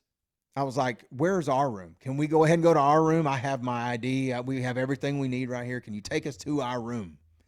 Because they had told us when you get to your room, you can have, like, one of the things we could have was chicken broth, or we could have apple juice, and we could have popsicles. All you want. I'm talking about unlimited. Well, let me tell you something, man. You don't want 95 popsicles, and you don't want 10 gallons of, you're not feeling real good. You're not feeling so awesome. So you don't want. It's not like when I was a kid when I'd have been like, well, bring the whole box, sir. I'll take the whole box. No. But I'm thinking that popsicle made me feel so good earlier. I want to do that again. Let's do this again. It was not bad. And I could eat it but drinking anything, if you drank too fast, it would cause a lot of gas. Like, how normally, like if you took a big old drink, gulp, gulp, gulp, gulp, gulp, you'd put a bunch of fluid in your stomach. No big deal. Well, like whenever I drink like that, if I gulp, gulp, gulp, it immediately turns that any gas that you suck down, any air that you go, even drinking out of a cup without a straw or anything, any air that you have hits your stomach and comes right back out. Not to make you puke, but you'll burp almost immediately. Still to this day, I'm 40 days, and still, anything I drink, the air of it comes immediately back up. So we get in the room and we've got meds and all the stuff like that. Well, we start getting on our med schedule because, I don't want to be, I'm tired of being nauseous, tired of hurting, tired of all these things. So we start taking our stuff, and I start feeling a little bit better. I order a popsicle and they bring us anytime you want. As soon as in 3 minutes, you have what you want, even on the 11th floor. And yeah, the elevator is so fast. Damn right. Like catapult your ass in there. But so you say, I need 2 popsicles and a bowl of broth. And they're like, okay. And you say room 2001 or whatever your room, I can't remember what our room number was. Anyway, in just a few minutes, it's, come in and there's your stuff. So we got our popsicles, take our medicine. I eat a popsicle, dude. And I told Brandy, I was laying there in the bed and I was like, you know what? I almost feel normal. And I get up and I'm like looking out the window because you can oversee the city again. We're on the 11th floor. And this thing has I'd say 60 floors. It's a huge building. And, I'm looking around and I'm starting to be able to appreciate the view and all this stuff. I was like, I may be starting to feel a little bit normal. Because I was thinking, how am I going to make the flight home that sick? You know what I mean? Like I get a little bit of motion sickness, not puking or nothing like that, but I feel a bit weird on a plane anyway. My ears hurt, they plug up and the pressure and all that stuff like that. I'm thinking, dude, I'm going to be puking in my flight bag the whole time, your little puke bag in the plane. And I'm wondering this whole time. Well, and my niece Taylor called me, and she was asking, because she had it done, I think she was a month ahead of us. So she was kind of telling me, she's like, well, how about this? How about this? Whenever they took my IV out, I stopped getting sick. And she was comparing what we were going through to what she went through and all that stuff like that. And I was like, how'd you make the ride home? Because she didn't go like we went to the apartment or whatever. No. She had the surgery, got up the next day, got on the plane, flew home. Yeah. I don't know how she did it. And she flew on Spirit, a little bitty old plane. We flew on a 737. And, dude, I was sitting there thinking, I said, I don't see how I'm going to make the plane ride home. She's like, you're going to feel better. Every day you're going to feel a little bit better. And it was true. I did feel a little bit better. Was it the next day you were going to be This was flying? the third. Yeah, I was going to be flying out the next day. Now, this was on the third day, and we were flying out the beginning of the 4th day, basically. Yeah. And so we start getting on a schedule with the meds. Well, if you take it when they tell you to, it's management at that point. You know what I mean? It's not, you're not trying to kill pain. You're keeping the pain killed. So it was getting better. We were drinking a little bit of broth.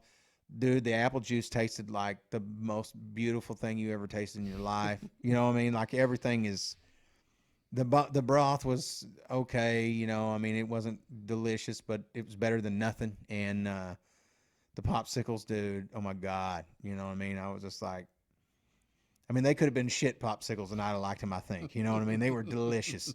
And so I was very happy with the room that we got. That was the resort that they called it, Mm-hmm.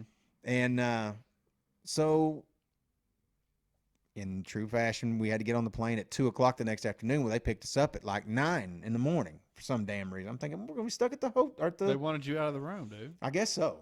And I was thinking, what are we going to do at the airport for this many hours, So we go and get in the taxi this time. And there's a guy going to ride with us. And he had the surgery too. I didn't see this guy, but he was a man. What was weird about this guy is he looked like he was in really good shape. Like I would say he was probably about Um, somebody's size I can think of. He was probably close to your size. Maybe, maybe 10 pounds heavier, I would guess him. I mean, this guy looked like, why in the hell? Why would you do that? Maybe he wanted to get super thin. I don't know what he was wanting to do. He had a weird accent. It was like, I don't even know where it was from. And, dude, this dude made it even worse. It was a long ride back to the airport, and this guy kept watching perverted videos on his phone out loud and shit. Really? Yes, dude, yes. You can ask Brandy about it. It was like, why is he, it would, I mean, like sexual stuff and all this thing. They'd be saying things that should, I was just thinking, why are you doing this, dude? And he was uh, like hitting on the parking attendant whenever we were coming out of the deal and stuff. And I was just like, who is this guy? What is this guy's problem? It was off putting.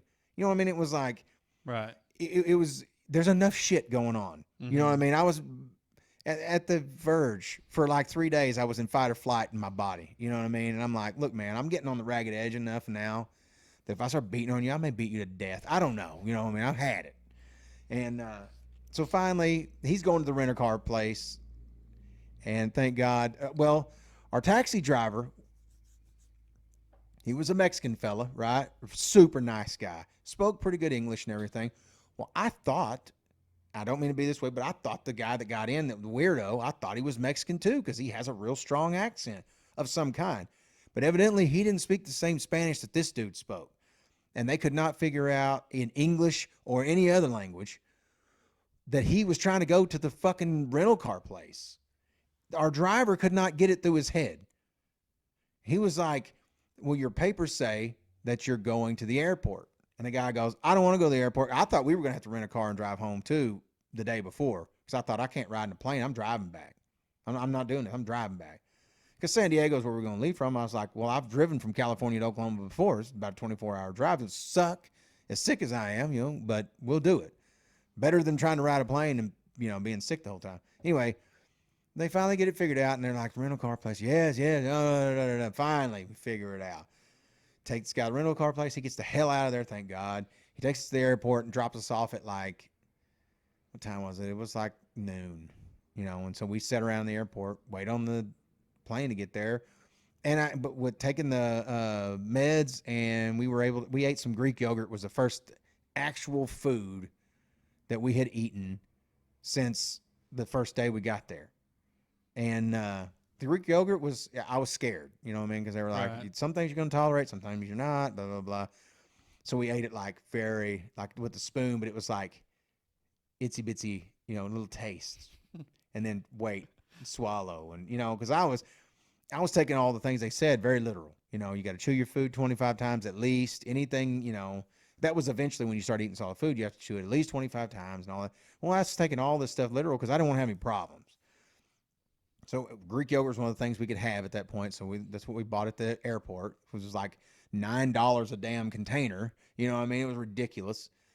And so we don't just get to fly home. Okay, we don't fly to Tulsa. We fly to Dallas and then to Tulsa. Same way out. But going out wasn't no big deal because if I wanted something, I would get something. And but going home, it seemed like, oh my God, why? And we had like a pretty long layover in Dallas. Well, for some reason, we got to fly out or fly back way faster than we flew out. So we were back like early or whatever.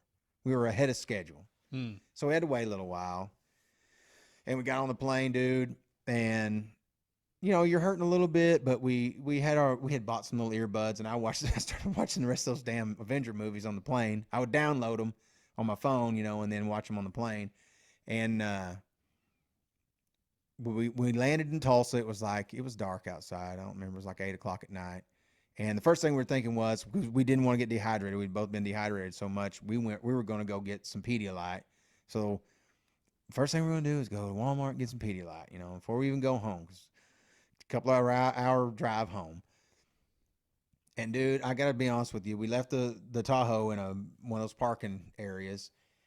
And, dude, it was so good to see it when I walked out those doors, and I knew I was in control, and I knew where I was. I was back in Oklahoma, and if I needed somebody, I knew who to call. I knew where to go. Even in Tulsa, I knew if I needed anything, up to and including someone murdered, I could find it now. I know where I am, you know. Dude, it was such relief. And we get in the car and we're all smiling, we're chatting. Yay, we're back in the Tahoe, you know, and ready to get home and, you know, do all this stuff. And I was fine until I drive to leave the parking garage. And I put my little ticket in there from, you know, they give me a ticket whenever I pull in there. Well, you pay, it's time to pay for your vehicle to sit there. $60 for my Tahoe to sit there 3 days. Well, what did you think it was going to be? 15? I thought 20. Welcome to 25. Welcome to 2021, bro. Well, I went from being glad to be home to being real mad. $60. Yes. Yes. $60. Yes. I didn't appreciate it. I don't appreciate Not it either. one little bit did I appreciate it. So, anyways, we went and bought a bunch of stuff and went home, and dude, we were so glad to be home. Dogs were glad we were home. And then it was just the process of getting through it. You know, you eat a little bit and all that. You know, now we're up to we can eat whatever we want. Well, that's what I was going to ask you. At this point, you're 40 days, right? You said? And you're back to basically eating whatever you want. Now, do you still have to chew? I know that it's recommended for everybody to make sure they chew their food really good, but are you still having to chew? Do you? Dude, don't. But I'm telling you right now, your stomach will hurt so bad when you try to swallow something if you don't chew it enough. I still do it. Still to this day? Yeah, you know, I had the habits of. Well, is it supposed to be that way from now on? I honestly don't know. I mean, I don't think so. They say that the maximum benefits you can get out of is 12 months to 18 months. And that means that your stomach will be whatever size it's going to be in a year. You know what I mean? All your inflammation, everything will be, you'll be over it completely in a year.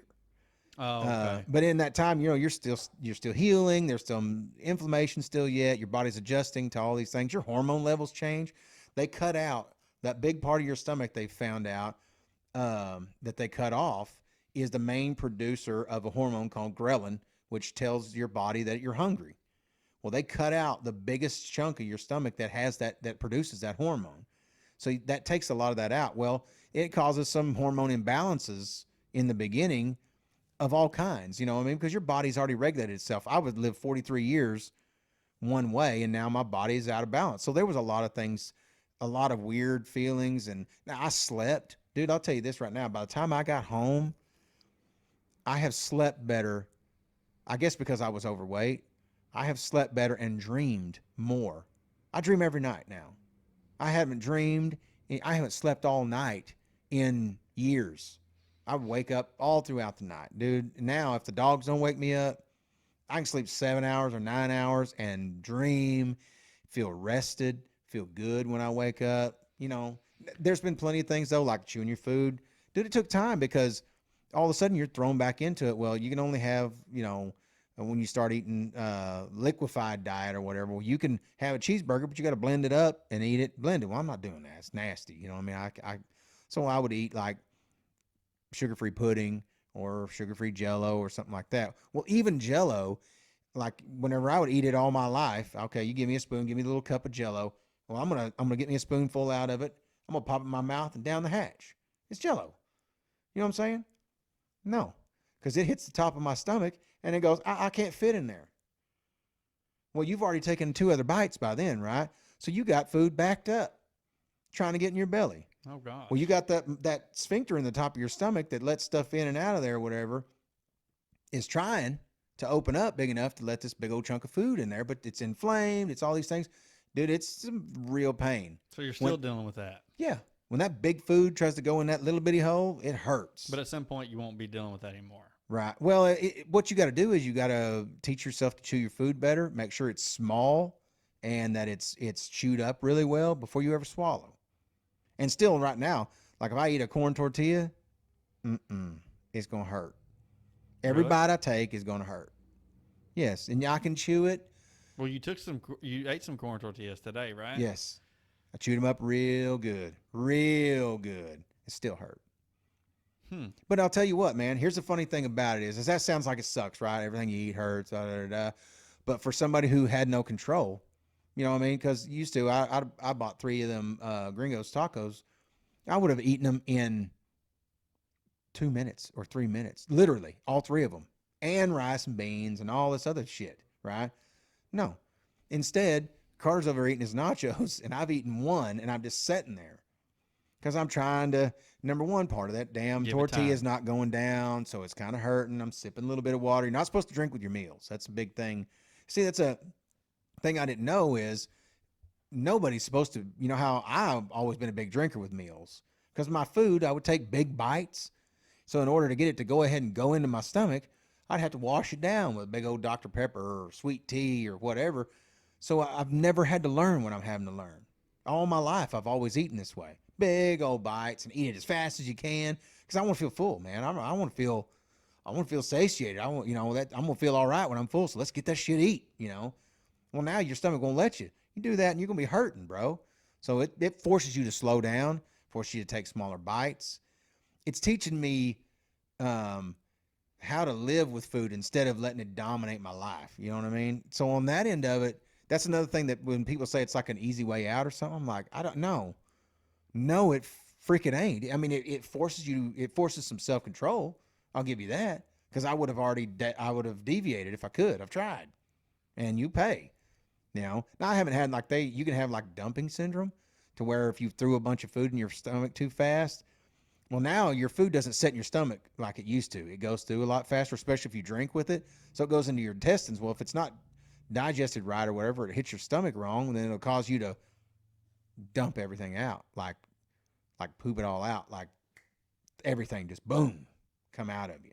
I haven't had that happen, but I guess it's a thing that is fairly common when because a lot of people who have weight loss surgery like this are morbidly obese, like for real. Like I'm classified still as moderately obese, I think right now, but I was morbidly obese whenever I went in, according to Oh, my BMI. Well, a lot of people that go are like 500 pounds or 400 pounds, you know what I mean, and like five right. five or something like that. Well, now those people, they've had horrible eating habits like that, and you think once you start to eat food, well, I thank God I can feel safe again, or I can feel good again, so I'm going to eat. And they do this and they have this dumping syndrome or whatever. I haven't had that happen, but it definitely makes you do different than you would have normally done. I'd have already screwed it up. So on day 40, as of right now, would you recommend it for people that were wanting to get it done? 100%. Okay. And that's not for everybody. There you have it. But yeah, I mean, it's not easy. I'm not going to sit here and say, Well, you've told the story, and we get it. I mean, I'm sure that. I I mean, don't you've know that everybody's definitely going to be a big baby like me, but but there's still the most of the big things like how you eat and what your body will handle and all that stuff like that. That's pretty common across the board. I mean, that's pretty much right. everybody deals with that. So, but yeah, I mean, now in the beginning, I wouldn't have. No, when I first got home and all that stuff like that, I was like, dude, if I had to do it over again, I wouldn't do it. Really? Yeah. And, you get home and you're still trying to get over it, dude. You got to wash these incisions every day with antibacterial soap to make sure they stay clean. And, there's a whole bunch of things that are a hassle about it. And, um, I didn't go broadcast it to everybody. So you're kind of walking around with these incisions and not wanting to tell anybody and that kind of stuff. Not that I wasn't hiding it necessarily. I just kind of thought, well, it's my thing, it's my business. I'm not, it's going to go on with life or whatever. And, so you have all those things, but then you go a week and you lose a pound a day. And you're like, wow, man, I couldn't do this because I had tried, I mean, I thought, okay, that's cool. I got down to, and we got some apps on our phone, some bariatric apps and stuff to track some of the stuff that we're doing in our weight loss and that kind of stuff. So you can keep up with it. Kind of helps you stay motivated or whatever. Cause you can eat, like I could eat pizza. I can eat spicy. I can eat anything I used to eat. I just can't eat very much, you know.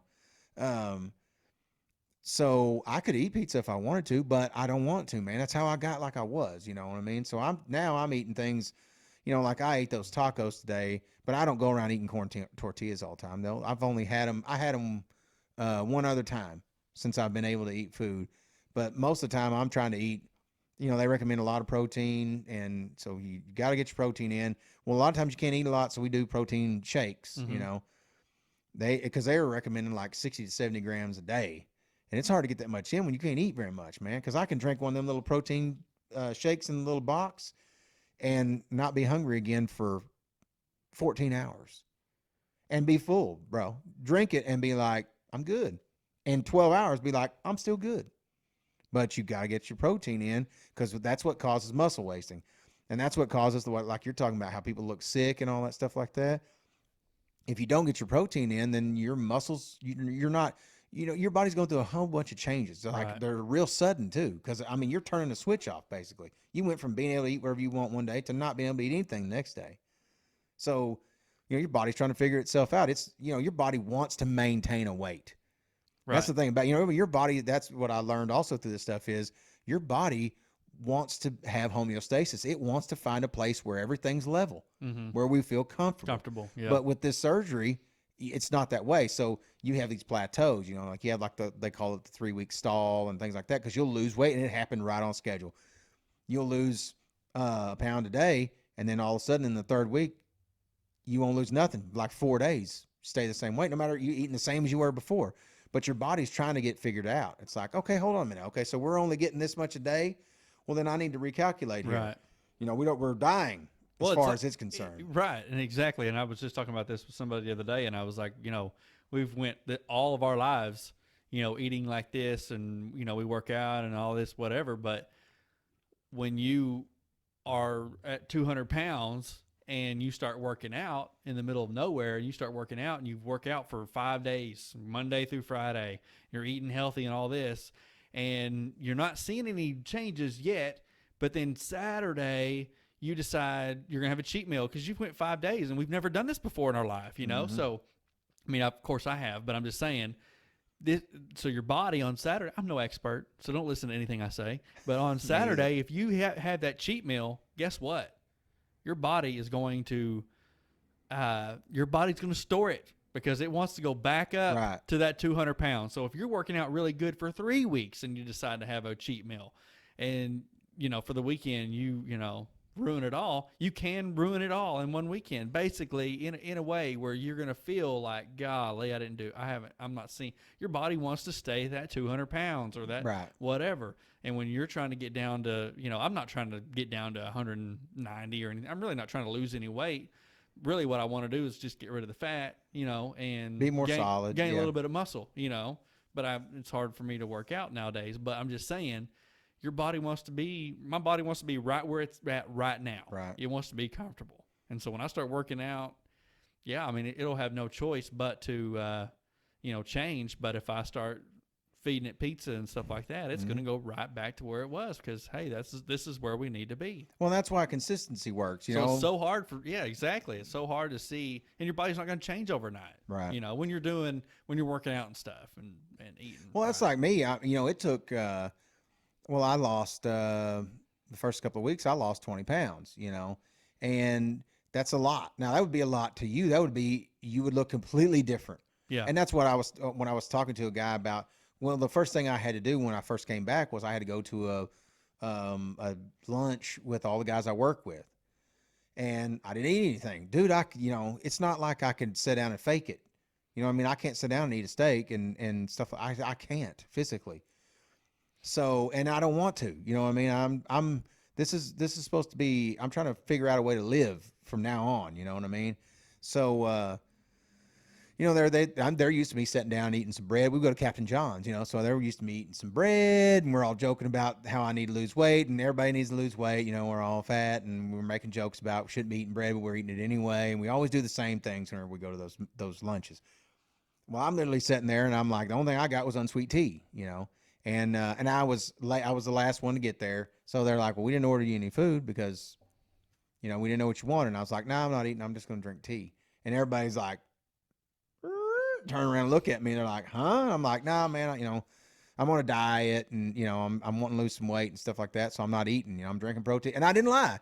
I was drinking my protein shakes in the morning and not eating during the day because I wasn't hungry, But these guys are like, well, at this point, I'd already lost almost 20 pounds, and they couldn't tell. But whenever you weigh 320 pounds and you get down to 300, you're still a fat person. You know what I mean? I mean, nobody's going to look at you and go, damn, I could tell that them rolls ain't quite as big. No, it don't work that way. You got to lose a bunch before anybody's going to be able to tell. And, but But anyway, I'm like, I'm on a diet, da da da. And they're like, what are you doing? You know, everybody always is like wanting to know what you're doing. You know, anytime you break from the norm, because the norm is to sit down, everybody eat something greasy and, you know, pasta and all this stuff like that. Well, when you break from the norm, you don't do it. Everybody's just like, well, what are you doing? You know, so some of the guys are the guys that are going to go, well, that diet's stupid, or that's not sustainable, or and then some guys are going to go, well, I've tried da da da da. You know, you got all those different, because there's like 8 of us sitting there, you know, and so we, you know, we kind of talk about a few different things, but I felt trapped almost, you know what I mean? Because it was like it was my first time around people that didn't know anything about what was going on with me, and I felt like it almost felt like I was trying to be like stick out or whatever, and I hated that. You know what I mean? I Right. didn't want to do that. I didn't want to draw any attention to myself. But at the same time, you can't, like I said, I can't fake it, dude. I can't sit down and eat a bunch of food, dude, or I can't hide how bad it hurts. Whenever you're trying to swallow food that you didn't chew up enough, I just sit there with my head down. And still to this day, you're having to deal with that. Yeah. Yeah. I mean, unless I chew it up right, you But know, you or feel like within a year that'll go away. I don't know. I almost hope it doesn't, if that makes sense, because Keeps you honest. it's a nice little tug on the reins. You know what I mean? It's a nice little pop in that lead rope of no, you don't. No, that's wrong. That's your old way of doing things. That's the way you used to gulp food down, you know. And I don't like that, dude. I don't like feeling like I felt. You know what I mean? It's like you don't know how good feeling good is till you feel good again. You know, I'm like, shit. I remember what I felt like at 323 pounds. I was, you've seen me. I was in a horrible mood, dude. I had nothing good to say. You in better moods now? Yes. I mean, you can't tell. I mean, I'm Yeah. talking and Yeah. even more. I watched the last couple of Well, podcasts you've that we always talked did. to me. Yeah, but I mean, I watched the last couple of podcasts, and if you go back and watch them, I don't talk very much. If you'll watch them, I sit back in that corner and I'll throw little things in there, like when Tracy and them were here. Why were you just miserable? I just or felt bad, mad, dude. or I felt what? tired. Like I never felt rested. I never felt awake. If you remember, I always drank Monsters whenever we'd have these because I'd have to pick myself up to do them. I needed that to be hyped up to do these, to have the energy to even talk. You know, I've quit though. I don't drink them at all. I drink nothing like that. I don't touch anything like that. Why? Well, it's bad for you for one thing. Okay. I'm cutting out sugar. You know what I mean? Like no, I have absolutely, if I can keep from it, unless I find out sugar's in something, and then I'll stop eating it because I'm trying to cut sugar out of my diet completely. I don't drink any sugar if I keep from it. No more milkshakes? Nothing, dude. Oh man. Nothing with sugar in it for sure. That's the biggest no right there. Is and white stuff. I can't eat rice. I tried to eat a little bit of rice one time. I tried to eat some Mexican food, and that had rice in it. I can't anymore. No rice at all? Dude, it swells up so bad. My stomach's so small, and it swells up. Makes me feel like I want to throw up from overeating. And that's another thing. If I overeat, it's the same thing. It hurts, and I'm full and nauseated. Incisions and everything good now? Oh yeah, all that healed up fine. Yeah, that was no problem with that. But I'm real careful about that kind of stuff because I've seen people, working. Whenever I was in the medical field, I saw people's incisions get infected, and So when the Tritt and I were talking complications. about you may be dead, you were actually almost about to die. I thought I was. I mean, looking back on it, I was it like, wasn't- he's not saying anything. And you would see a message, yeah, I'd read them. Yeah, I would look but you at them. wouldn't say anything back at all. And I was like, dude, I don't know. I hope he's okay. I wasn't okay. I hope this dude's okay. And that's what I mean about, it's when you ask me, like I said, when you said, would you recommend it to somebody? Now, the reason I would recommend it is because I know how, and this is going to get not weepy, but this is going to sound, emotional or whatever, but I know how far down you can get mentally.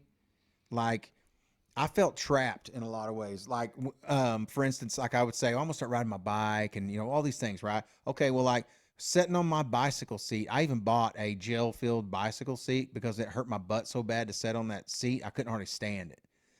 Well, I can't walk and I can't run because my left ankle hurt. Dude, I'm talking about I could take a leave just to walk around. I would take a leave every day to be able to function, not exercise. I'm talking about just to get out and walk around, check my plants and stuff like that. So there's no running and walking is out of the question. I can barely get through the day. I sit in my truck. I drove everywhere around my plant. I would drive up to something and get out and look at it, and then get back in my truck and drive to another thing. I mean, I couldn't think of a way I would try to ride my bike. It would hurt, dude. Like hurt, like going to give me a bed sore hurt, like hurt excruciating. You know what I mean? So I'm starting to feel like this. How am I going to do this? Well, you exercise. Okay. Well, you can't outrun a bad diet. And that's true. Like we said, change the way you're going to eat. All right, cool. Well, I'm good with that, right? Up until, they shut a couple of our plants. This is an example. They shut a couple of plants down in, an area close by over here. And so they had to let a couple of operators go. So I get a little bit worried about my job. You know what I mean? I feel like I'm pretty good at my job, and I'm located in such a way that they're probably not going to get rid of me anytime soon. But, you never know. It's the oil field and that kind of, and the oil field's very slow right now. And, I'm worried. I got a son that's a senior, and we're having to buy a lot of things. I got another son that's, fixing to be in high school. I got a daughter who's playing sports. You know what I mean? You know how it is. It's family stuff. You're thinking, dude, we got things to buy. I got to be able to afford things, Well, you get this thing of, what am I going to do? Like I'm getting to where I'm so fat whenever I look at these pictures, like the picture whenever we're sitting down for Gavin's signing on his college day, and I'm embarrassed of myself. Now, Gavin's not embarrassed of me. He's not. He's a good dude like that. You know what I mean? I'm just his dad to him. He's a good dude like that. But I'm embarrassed because here's this athlete sitting here. A lot of accolades, a lot of things getting poured all over him. He's very good at all these things, you know what I mean? And I know I'm bragging about it, but I'm just saying you have all this stuff, and then you have his big old fat dad sitting next to him. You know what I mean? And it's just like, and I put it on myself, like everybody's thinking, well, he didn't get it from that fat bastard, So, you know what I'm saying? I mean, I know people are saying that. I know it. You know what I mean? It's going through people's heads. They're like, Jesus, how's this kid not a lineman, or whatever. Nothing against linemen out there if anybody listens to this. I love big guys. I was always one. But anyway, but I'm not saying other people should be ashamed of their weight. I'm saying I was ashamed of my weight. You know what I mean? I had 2 pairs of pants I could wear, and 1 pair I had to leave unbuttoned all the time.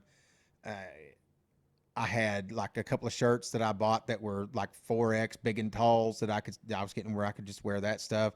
Couldn't fit any of my clothes. Had a closet full of clothes I couldn't wear. And all these things kind of start bunching up on you in like, okay, I don't like this, but I don't know how to get out of it. Because when you start getting worried about your job, well, what makes me feel okay? I'm panicking inside, not wanting to tell anybody. So what makes you feel okay? To get full.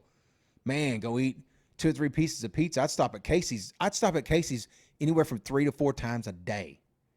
I'm not kidding, dude. I wish I was making this up for being dramatic, but I'll tell you the honest truth. I stop in the morning at Casey's and get gas most usually. And when I go in there, I buy 2 pieces of breakfast pizza and usually 2 monsters because they were 2 for $4.25. So I'd drink those and eat those on the way to work. Then I go to work, and usually about 2 o'clock, because I don't have to be at work until noon. So usually about 2:30 or so, I'd run into Casey's in Wilburton, and I'd buy me 2 pieces of pizza and 2 more monsters. And I'd eat that and drink it kind of on the way back to the plants, and then once I got to the plants. And then most of the time, I would leave work probably about, because I'm supposed to stay there through the heat of the day or the cold part of the day or whatever to kind of turn on fans. So usually 6 o'clock in the evening, I'm headed home, 5:36. I'd stop at Casey's in Hartshorn. That's where I stopped. I stopped at the Casey's over at my house in the morning. Stop at the Casey's in Hartshorn. This is 3 Casey's in one day. And usually, I didn't always get a piece of pizza then. Sometimes I would, sometimes I wouldn't. Get me a piece of pizza or some of those. They got like some potato things with cheese in them or whatever that are breaded, deep fried. Maybe get some of those, but I'd get me another monster or 2. And I drink those and sometimes eat that on the way home. Well, then when I got home, everybody's like, well, what are we going to do for supper? Blah, blah, blah. Now, that sounds like, I know that what you're probably thinking is, holy shit. Why? And how in the hell are you eating all this shit? Why would you do that? And sitting here and this ain't been, I'm 40 days since the surgery, right? So it ain't been that long ago that I was doing this stuff. I mean, I did this right up too. So sitting here right now, the only thing I can equate it to is just to say it made me feel good, because whenever you're full, it seems like you can work anything else out. You know what I mean? I'm resourceful. I'm smart enough. I'm not the smartest guy by any stretch, but I'm smart enough. Most problems I can work out, but I need to get, it's like people that dip snuff or something like that. When you want to think, if you watch people that like do tobacco, anytime they got to figure something out, when they really need to sit down and attack a problem, that's what they'll get that first.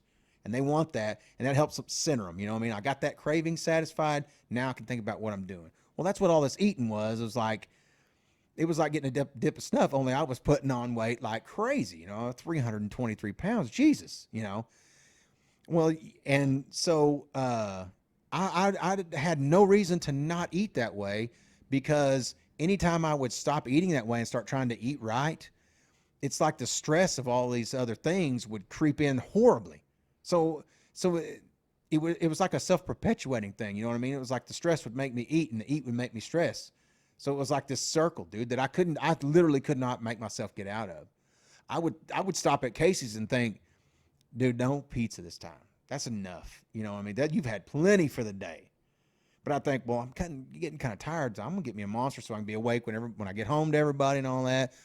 Well, then I'd get in there, and if it looked good, they had some new ones set up in there and looked fresh. I'm like, man, pepperoni pizza's good, bro. So you go over and get you a piece or two, and throw it in the truck when you get in, and you drink and eat all the way home. And so when I get home, I feel a little bit up from the caffeine that I had in the drinks and full. Well, they want to go eat supper, so I'm not going to let them know that I just got through eating pizza. I ain't going to tell nobody that. So I got to eat dinner. Well, they're going to expect me to eat when I sit down, so I'd eat supper. On top of all the other shit I just told you that I ate and drank through the day. Right? Not water, not a salad, not none of that, Usually if it wasn't that, it was those cheese and like piece of salami things that you can buy that's like just cheese and salami that's sandwiched in the little package. I don't know if you've seen them, but I'd eat that, or some kind of processed meat or something like that.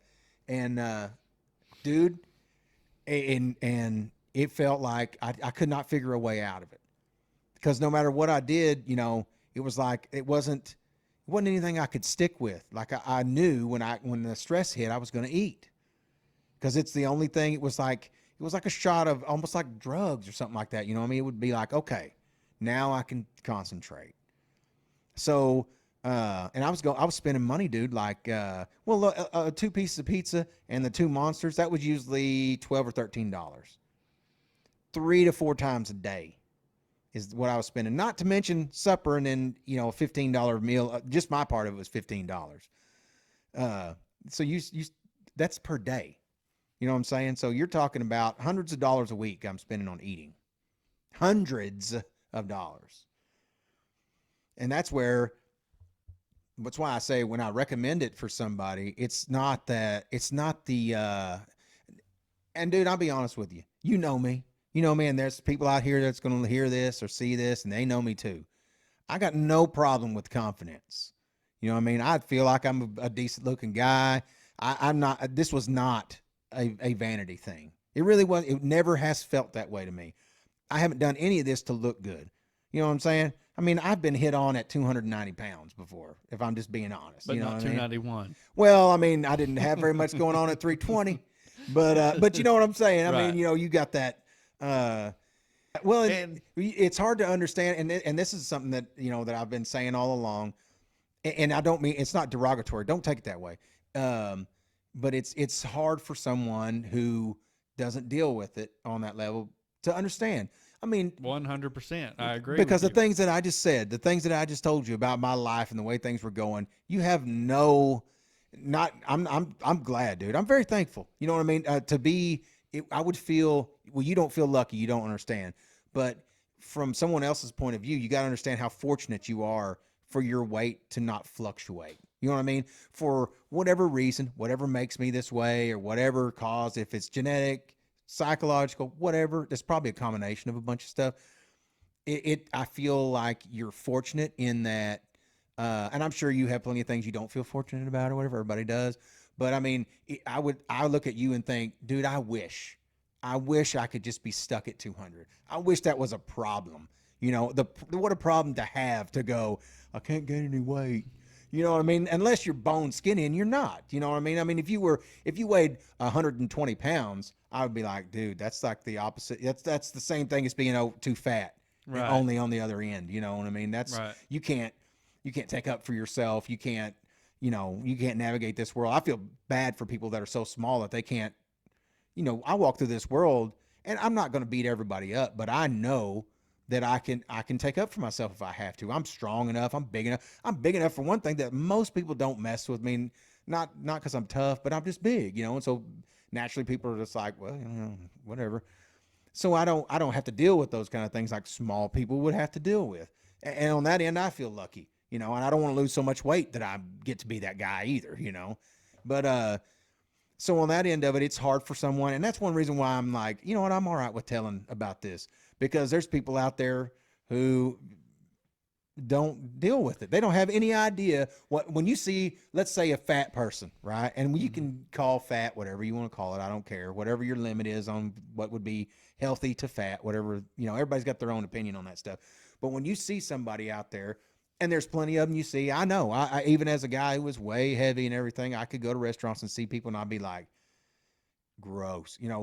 They're sitting there gobbling down food. They're sloppy. Their clothes are dirty. And the thing that you might not think about is they might feel just as trapped as me, because there was a lot of depression like that kind of went along with it, because it's like, how do I get out of this? I can't, and it's affecting everything. I'm too tired to play catch with my kids.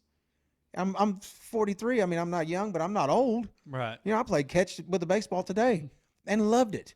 I felt good again. It was nice to do it. Dude, I feel 10 years young. I feel 15 years younger. I mean, I felt like I did whenever, when I first met you, let's say. You know what I mean? I feel awake. I feel like I can think. I feel like that there's options. I can wear my clothes again.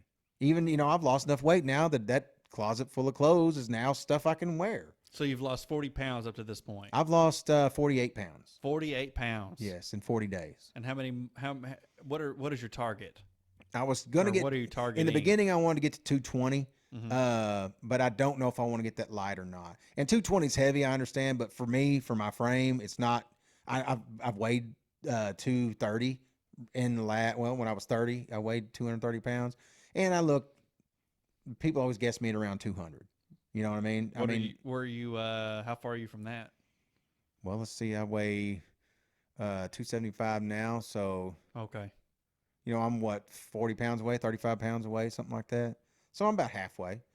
And if I keep losing 4 to 5 pounds a week, it won't be long, and I'll be there. So, I was hoping by graduation I'd be maybe not to my target weight, but close. And I want to be able to wear something nice. I remember Brandy and I've made this joke several times since we've had the surgery. You remember you and I dressed up in ties and all that one time, yes. and all that. Yeah. And I look like shit. It was our first podcast. Was it? It was our very first podcast that we still have not put out. Really? Yes, that's why we were dressed up. Oh, okay. I thought we did it just to do it. I couldn't remember. Well, we went to the basketball game we went to the and all basketball that. game because we wanted everybody to see that we were dressed up. And remember, Dustin was like, "What the hell? Yeah. What are y'all doing?" We're like, "Nothing, Yeah. man. We're just, And see, I look like Chris Farley. I've seen that. You know what I mean? It's like, what are y'all doing? Yeah, I've seen that picture, and I'm just like, I'm the one who everybody should have been going, "What are you doing, dude? Why are you wearing that? That looks awful." You know, no one had ever seen me in that giddy up either. So. Well, but and those kind of things, I want to, when it comes time, like for graduation night, I want to look nice, man. I want to wear some nice clothes. And for the record, this was, 10, 11, a long time 12 ago. years ago? Yeah. Long time ago. I still have the video. I still have the podcast. I still have it Do you all. really? Yes. I'm not surprised. You always keep that stuff. I don't throw nothing away. Yeah. But yeah. I still want to put a little bit of it out. Well, we should. I'm fine with that. It was I remember because we interviewed Israel. I forgot about it. And yeah. Israel was having like one worded answers. Yeah. Like we're like, so man, da da da da da da, and he was like, yep. It's like, all right, well, this is not Israel. Well, he wasn't taking us serious. If you think about it, well, we weren't. We weren't really being serious either. Right. And now this thing has turned into more of a legit thing. We should have started it back then. Very true. I wish 100 times we'd have done it a long time ago. Yeah, serious or not serious, you could throw some. Well, when we do it now, we throw some seriousness in there. This whole entire podcast has been very serious, and Well, I was not I don't mean for it to be. even. I had no clue. I Well- said that already, but I had no idea.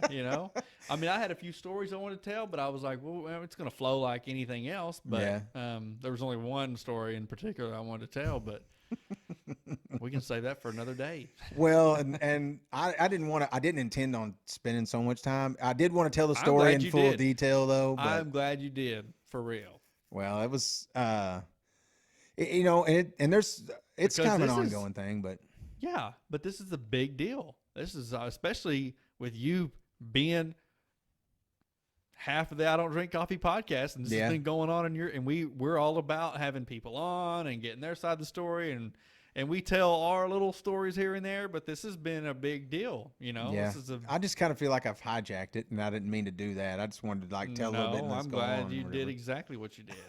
I hope you're glad too. Well, I mean, I'm not. I would have felt the same way though if I'd have been telling my story too. Well, it would But be. I'm not ready to tell my story yet, but it will be coming. Oh God. Anyways, Well, what are we waiting on? I mean, certain things. oh, But anyways, okay. I'm just saying, when I do, I think about it all the time. I'm like, when I do tell, I don't even know if Lucas wants to be there. Your whole story. You're talking about your life story? What are we talking? No, Oh, but a I'm just- particular story. Right. I'm just saying, when I tell a story, this story that I'm wanting to tell, I don't even know if you want to be there because it may last 9 hours. Well, of course I want to be there. You may, yeah, but How you know many what I mean? 9-hour It's gonna deals be have we you're not done? going to be hardly talking in it. That's I mean, fine. You know what I mean? I mean, okay. Well, I've thought about it a lot. I'm like, Lucas might, because we've talked a little bit about it, and I'm like, I'm going to tell the story at some point, and I think I wonder what you are thinking. Like, if you don't give me at least the option, I'm gonna be pissed. well, I definitely want you there, but I'm just saying, I can see why you wouldn't want to be there because No. it's a big, long. Oh, I mean, just like what I just did. I just ran it on about my weight loss surgery. It's a lot longer than this story, though, Well, you know what I mean? mhm. So, but anyways, Well, you're really good at crafting stories, so they're no, always I'm interesting not and all this, that. not when it's my own. Yeah, you're No, all right. I'll fumble my words and stuff, and I'll have a headache like I do all the time. And Just tell it in full detail, dude. That's the thing that gets it. You got to give every little minute detail. then it'll be about, at the bare minimum, 48 hours long. Well, it'd be solid. awesome then. You know what I'm saying? It'd be like everybody be riveted to it. So I mean, I'm There's down no with doubt about that. No doubt about that. But anyways, but yeah, dude, like I said, man, I did not know that we were going to be talking about this in the slightest little bit. Well, and there's a lot of people that don't know, because I'm not hiding it. That's the thing about it. Well, I think it's great. It's not. I'm not ashamed of it at all. You gotta understand. Now, Well, it could be definitely a motivator for a lot of people. well, the reason that I'm not saying anything was because number one, I kind of wanted to. I mean, of course, like my mom and dad know, and and those kind of things like that. But my mom was terrified the entire time, Well, and I almost called her at one point. oh God, Yeah. oh, I didn't know you were that worried. But like, yes, we were legitimately I thought y'all were just dude. giving me shit. I didn't think you were like No. really worried about it. Dude, Really? we talk every single day, Well, do I we know. not? Yeah, yeah. Maybe not on the phone per se. Some but way we via message, communicate. we Yeah. communicate every single day. Yeah. And I don't do that with many people. Yeah. Well, that's You know true. what I I mean? don't either. I don't A lot either. of people send me stuff and all this, and it's not, I'm just saying, but Yeah, I agree. I mean, I would be the same way. and Where you where it were not. reversed, I And would it's be. funny now, but at some point I was like, well, damn, is somebody watching out? Now, I know that you told me that Carter had told me, that you thought that Carter had told me. Mm-hmm. But I'm sure he did. no, I was going to ask you, did you talk to him and really ask him if he told me? I just only thing I said Because I was know Carter's not going to lie to you. And Carter didn't say a No. word to me about it. no. I said I'm not. It's not a big secret, but I just kind of want to keep it till I get ready or whatever. So just And don't so when say I anything brought to it up, anybody. you thought maybe Carter had said I figured something. he had No. maybe not thought about it, and he thought, well, it's Ben, so I can tell Right, Ben. right. He meant everybody. He Everybody meant else. everybody else, but not Ben Ben. does not get Yeah, included. Right. because he yeah. knows we talk constantly. You know what I Right. mean? So he knows. You're not in the same. I would say, probably more than my parents know about what's going on in my life. You know what I mean? I mean, Right. as a general rule, I'd say way more than Really? than my parents know about what's going on most generally. Yeah, they But don't. they knew about this. Yeah, but that was because I'd leave my kids. The boys stayed by themselves while we were gone. So Mm-hmm. Serenade stayed with her dad, uh, yeah, the boys were there by themselves, and we just bought a shitload of food and told them, no parties at my house. Still not convinced they didn't have any, but it was a prime time to have them if they were Right. going to. But because what the hell can I do about it anyway? I was too sick to even care. Uh, but anyway, yeah. I mean, well, I don't know what I mean. We're pretty much up to date on that. So that's it. That's the thing. Still trying to lose weight. Still, I say trying. It's not really hard to try. Still eating, but Well, I can see how, a lot of people that'll listen to this that are in the same boat. I wish I'd have talked to more people that I knew about it. I mean, I did. Is she okay with you name dropping her? And I hope so. okay, I don't know. She usually is. I don't know. Shit. okay.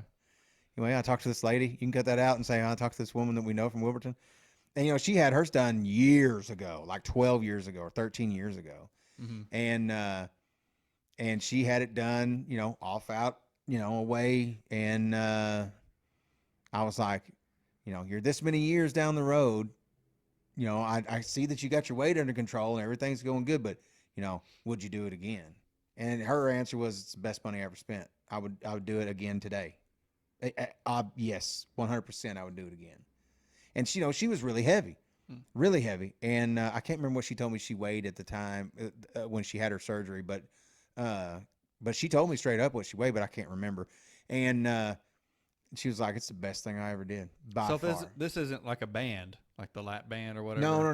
No. They take a section of they call it a sleeve, but it's the shape of your stomach is why they call it a sleeve. They cut, I think it's like 81% of your stomach off and remove it or whatever. So you just can't hold as much food, and I ate at Ted's Escondido. One of the first meals I ate when I could eat solid food was at Ted's. And it was real good. Well, And it's complimentary queso. I know, and I didn't get to eat very much of it, but It's free. mm-hmm. It's complimentary. Okay. Well, When you get your bill, you pay for it. But you better get your money's worth. Like, I'm gonna get all the complimentary queso and then put my meal in a to-go bag because see, I can't eat very much, so I can't. Well, I was so I love Mexican food. Obviously, it was the last thing I ate before my surgery, and it was one of the first things I ate whenever I could eat solid Who food. don't love Mexican food? I don't know. I love it. You know what I mean? And we argue all the time about what's Mexican, what's not. But I'm just saying, Tex-Mex, Mexican, all of it. I love all of it. There's nothing in the world better than El Chico's. Okay. I'm gonna disagree. But Get the burrito Sonora style at El Chico's. they still serve it. I thought they were gonna stop serving it. They still serve it? No, it's not. It's not on the menu. You have to make it up now. You Tell them what you want. You just say burrito Sonora style, and the guy in the back's probably got to look it up at some point. I don't know how he knows. I gotta Google this again. Yeah, exactly. Because every time this guy comes in, yeah, and the guy comes out, like the owner will come out, and he'll be like, "You've been eating here a long time, haven't you?" And I'm like, "Yep." And he goes, "Well, that's not on the menu. It hadn't been on the menu in a long time." And now, if you go to Taco Bell and ask for a beef Mexi melt, you're not going to get a beef Mexi melt. Yeah, I don't know. They're not. That's out of the question. You're not going to get a beef Mexi melt. But what you say is, "I want a cheesy roll up, add beef," and there you go. You have a beef Mexi melt. But you don't have pico. Now pico is a beef Mexi melt. It's part of a beef Mexi melt. You don't get that. They did away with pico. No more pico at Taco Bell. Why would they do that? You tell me. That's no stupid. More enchiladas. Of course, that's been off the menu for a long time. No more enchiladas. No more beef Mexi melts. No more pico. That place is going to hell. I agree. Especially the one in McAllister because it's not that good. I still go there.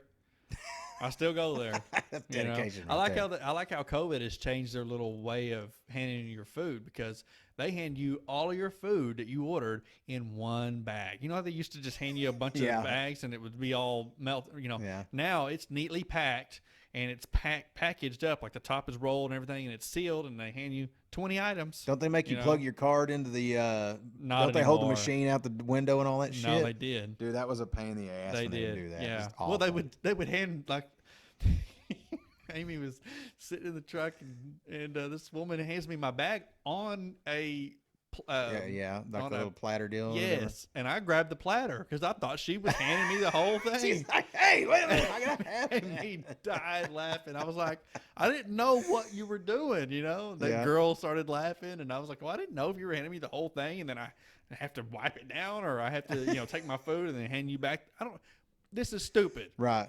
Hand me the damn food. Yeah. Okay, because you touched it once.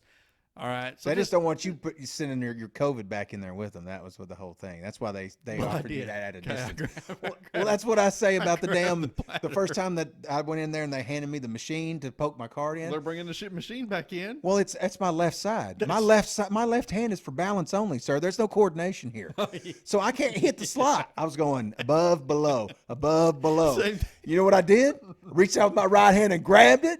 And held it still and plugged the damn card in there. And I'm sure the lady's like, "Oh, geez, wipe it all down, whatever." But, Half of them are not worried, I'm sure. But same thing happened to me in I think we were in Louisiana. We were in Monroe, and we were at where were we? I'm all over the place, but we were at a Chick-fil-A, and the same thing. They did have the card, but she's got it up here, Yeah. right? And I'm like, that's why this lady had it too. and Amy again, dying laughing at me, because I'm like, this one you had to swipe. You don't stick it in. Oh, you have yeah. to swipe. And I'm like, I can't hit that. I'm like, I don't know what's I'm going not on. left-handed. She goes, she's laughing. The girl was laughing, And of course, I ask them every time, when I go to Chick-fil-A, because they're having to stand outside and take Right. their order, Mm-hmm. And I'm like, are you sick and tired of this? And they're like, yes, every time. Yeah. They break character. It's kind of like Disney Yeah. World, where they don't break character. Well, they're like, hey, can I take your order? Da-da-da-da-da-da. Oh, cool, And then I'm like, hey, by the way, are you sick of this? Yes. Move Yeah. along, and they're not trying to joke with me. They're not even Yeah. trying to joke with me. They're just like, yes, Yeah. get the hell out of here. Yeah. I'm like, okay, they don't, not like that. They don't strike up conversation. They're Yeah. like, yeah, I can't believe this. It's always yes. Yeah. Just yeah. And I laugh every time. Yeah. Amy laughs too because she's like, they don't even want you to ask that question. Yeah. You know what I mean? You can tell when you're even asking them if they're sick of it. They don't want you to. They want you to just swipe the card and go. Yeah. Yeah, and I got to admit, man, I've kind of gotten to a point to where I'm just going to go ahead and be brutally honest about how I'm dealing with all of it, at the point we're at now, because it pisses me off whenever I see people still trying to follow the rules. I'm not going to lie. The COVID rules, I get irritated. There's Same. in the Fort Smith Mall. Okay. I'm sick of it. My wife likes to go to Fort Smith. She likes the town of Fort Smith, and I don't hate it. But, the mall is like a shadow of its former self. You know what I Really? mean? Yeah, like it I doesn't. love Fort Smith. Went there my whole life, but I haven't been there in a long time. Well, the mall's like it's just like all easier the to rest go of the to malls, Tulsa now. right? Well, and the mall's doing like the rest of them. There's not nearly as much business. Most of the stores are closed. Really? Yeah, like Abercrombie's closed in Fort Smith now. There is no Abercrombie and Fitch there, and the building's the store's just empty with it's I've weird. never been able to shop there, But anyway, I just happened to notice it was one of the bigger stores Right. that was always there. That's not there now. But if you try to go into Spencer's in is it Spencer's or is it the other one? What's the other one that has all that stuff in it? Anyway, Hot Topic. Hot Topic. Maybe that's the one I'm thinking of. When you go there, there's this guy that looks like he's about 60 years old, but he's kind of got long hair. You can tell he thinks he's like a hippie or some shit. You know what I mean? He's like a progressive or whatever you want to call him. He's staring at the door and he's sitting there not letting, only so many people can go in the store. You can only have like, I think 15 people at a time in the store. And he's standing at the door and there'll be a line of 10 people, right? Well, I stood in that line one time. And then while I was in that line, I heard him tell you the same things over and over again. Sorry, there's only 15 people allowed in the store. When you go in the store, you're not allowed to get any closer than 6 feet to anybody. You're not allowed to pull your mask down at any time. It has to stay over your nose and over your mouth or you have to leave the store immediately. Okay, right? Now, he's not joking because if he sees you standing too close to somebody, he told me he thought I was standing too close to Brandy. He didn't realize we were together. He thought I was standing. He's like, sir, you're going to have to make sure you stay 6 feet away from here or you're going to have to leave the store. And I didn't say anything. I just turned around and walked out. And I have not been back in that store again. Now, is Hot Topic going to close because I'm not spending my money in there? No, they're not. But let me tell you something. A 60-year-old hippie's not going to tell me to keep my fucking mask up. Right. I don't know who this guy thinks he is. He's not the health department. He ain't nobody to me, but some guy that still works at Hot Topic at 60 fucking years old. So I got nothing for this dude. I want to punch him in the mouth. You know what I mean? Because I'm not going to buy anything in there anyway. You know what I mean? I don't need a Pink Floyd t-shirt, and I don't need ear gauges or any of the shit that they sell in there. You know what I mean? Now, I appreciate people that shop in there or whatever. I'm just saying.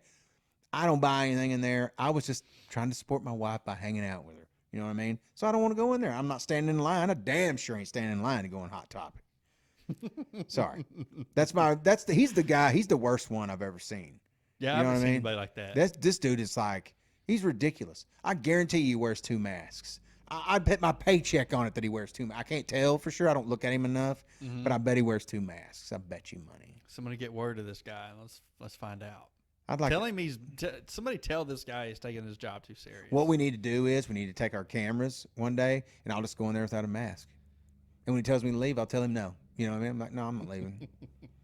I'm not leaving. You're traumatizing me, sir. I need you to step back away from me. You're scaring me with your 60-year-old body. If he calls you sir, say, hey, who told you? It's sir? ma'am. I haven't been to Fort Smith in a long time, man. I love that. I love that town. I like really do. I grew up going there, man. Yeah, I like it there. Brandy loves it. She grew up shopping in that town and everything, so it's kind of like Tulsa is to me. You know, if I wanted to go to the mall, I always went to Tulsa. And, I grew up going to Fort Smith, and it's way closer, and all the things. And I don't. Fort Smith is way closer. Yeah, it's closer than Tulsa, isn't it? Yeah, it takes like an hour and a half to get there. And it's about an hour and a half to Tulsa too from here. I keep forgetting that. And we don't really make it past the hills, There's just about everything you want's right there, Yeah. Where Ted's Escondido is. Mm-hmm. Is that where you went to Ted's? I went to Ted's. No, I went to the one on 71st. Oh, okay. But I don't remember why we went through town. We couldn't figure out where we wanted to eat. That's what it was. We knew we were going to eat something good, We were like, where do we want to eat? Where do we want to eat? We're driving down. I said, well, 71st is where a lot of good stuff is. And we were on 169. So I was like, let's jump off on 71st and figure out what we want to eat because there's good stuff. So we were like, we picked Ted's. And I was like, how about Ted's? She's like, yeah. Go in there and eat, dude. And I ordered something nachos. What was it called? Skillet nachos or something? And it came out. Listen, dude, I can eat, I would say, okay, let me put it to you like this. Have you ever eaten from McDonald's the 2 breakfast burritos for breakfast? Have you ever gotten that? Of course. Okay, it comes with a hash brown. Mm-hmm. I can eat 1 burrito. 1. And I can't eat anymore. I'm full, okay? I ordered a plate. What kind of life is that? Listen, dude, that's what I was thinking in the beginning. But the thinner I get, I'm like, the life. That's what kind. But the plate of nachos that I ordered, I'm not exaggerating, is like 2 feet big, sideways and like a foot this way. I think I've seen them. They're enormous. Huge nacho thing. I didn't know what I ordered. I was just trying to get something that I thought, well, it'll have chicken pieces on it and stuff. I can eat that, and kind of piece around or whatever. And they set it down, and the ladies that were eating across from us over there go, oh, my God. And I said, oh, my God is right. I said, I just had weight loss surgery. There ain't no way I couldn't have eaten this when I was in my... This rando knew before I did. She don't know nobody. You know what I mean? I ain't got to worry about her running and telling you. She goes, I'm going to tell Ben. Yeah. Go, hey, who are you? How did you know? We're a huge fan. Yeah, no, that didn't happen. But, it's a funny thing about... But you do have a couple of nachos and then you have to throw the rest away? Literally. I took them in. I put them in a big thing and took them home, but I didn't eat them. I was going to say, you don't... Away. It's kind of like the commercial of Taco Bell, if you're having a football party or whatever, some kind of the Super Bowl, and they're like, oh, the big, nacho platter and everything. I'm like, by the time you get nachos from Taco Bell to your house, yeah, ain't nobody gonna want to eat those. It's like things. It was made with napkins. Are they gonna like the chips were made out of napkins? Are they gonna make them when they get to your house? I don't understand what the big deal. No one's gonna do this. Yeah, those chips are flappy. You know what I mean? Usually by the time you get them, much less by the time you get home. Exactly. Yeah, those chips are made out of something else. They're made out of paper or some shit. I told you this story already. I'm gonna go ahead and tell it now. But when Kason was wanting me to make him some macaroni and cheese, right? And so I went to make some mac and cheese. So I'll go ahead and put the mac and cheese in the pot. And it's boiling and all that, of course. And I go to put I go to get the ingredients out. You know, you got to get some milk and you got to get the butter out. And I realized we didn't have any milk. So I thought, man, okay, What can I put in the place of milk? what can I put in the place of milk? Or, you know, I'm resourceful. I am. I really am. You know, but, you know, Kason, he's very picky eater. So I open the fridge and I'm like, man, I'm just going to have to run to the store. And then I see there's almond milk. And I'm thinking, ugh. That's close. He's going to know milk. he's going to know the difference. He's going to know the difference, but maybe it he'll won't be still too like bad. it. Right. Yeah. So I go ahead and drain the macaroni and cheese or the macaroni. And I go put this almond milk in there. And when I do, I smell, you know, sweet. Oh, God. And Sweetened almond so milk? I looked at the container, and it's vanilla almond milk. Okay. And see, I've been making mac and cheese my whole Nobody's life. gonna eat So that. I don't have to use a cup or anything, Right. right? I just, dude, I wing it, and let me tell you something. No one makes better Kraft macaroni and cheese than Benny Klein. I Okay. promise you. I'll believe that. I'll go It with is delicious. It's perfect. it. Oh, okay. Because just a little more or Kason a little knows less, it, too. He's ready for perfect macaroni and cheese. Right, he is ready for perfect macaroni and cheese, right? So, This poor kid. I was like, oh my gosh, and it was, you know, because it's warm, you know, the macaroni and cheese is warm, you know, the mac, and so that it really, you know, the aroma is really it was there. spewing off aroma, man. The aroma was like just heavy, and so I was like, F my life. Well, I'm gonna go ahead and make it, and we'll Wow. see if Power we can, through it, huh? if we can hide it, you know. Well, put a lot of salt and pepper on I it or know he's something. not gonna go for it, but I'm still gonna. And so I don't want like- to waste this macaroni and cheese. like I've been his whole life, even with baby food and all that stuff, I'd take a bite first just to make sure, or whatever it was. I always took the first bite. If we're gonna die together, son. You know, that type of thing. You know, Not if me, it's- because baby food's nasty. But go well, you know what I mean. So, so I went ahead and I thought, all right, I'm gonna taste it because I'm gonna see if he's gonna be able to tell. You know, maybe. I knew it wasn't gonna work out, but I went ahead and took a bite. Okay, and let me tell you, it was a small bite, and it was god awful. ahead. Yeah, I bet it was. So every podcast now I want to do something where, I want to give some tip of the day. Okay. And the tip of the day today is going to be do not make macaroni and cheese with vanilla almond milk. Don't even make it with almond milk. Please, God, don't. I hate almond milk. I've tried to do it I like it okay. I've tried it's to do sweetened. it. No. I've tried to do it in protein shakes just to really make them, but I have to have milk, regular milk. Well, you're a big milk drinker I'm a anyway. milk guy, yeah. Do not do vanilla almond milk. It is the worst, man. I could not get that taste out of my mouth for days. For days. Dude, I'm not kidding. I would get a little glass. I would pour Worcestershire sauce in it and chug that. I would get the same little glass. I would get apple cider vinegar and take a shot That of wouldn't that. cover it up or do away with it? Nothing. God. Nothing. I tried to eat a meal.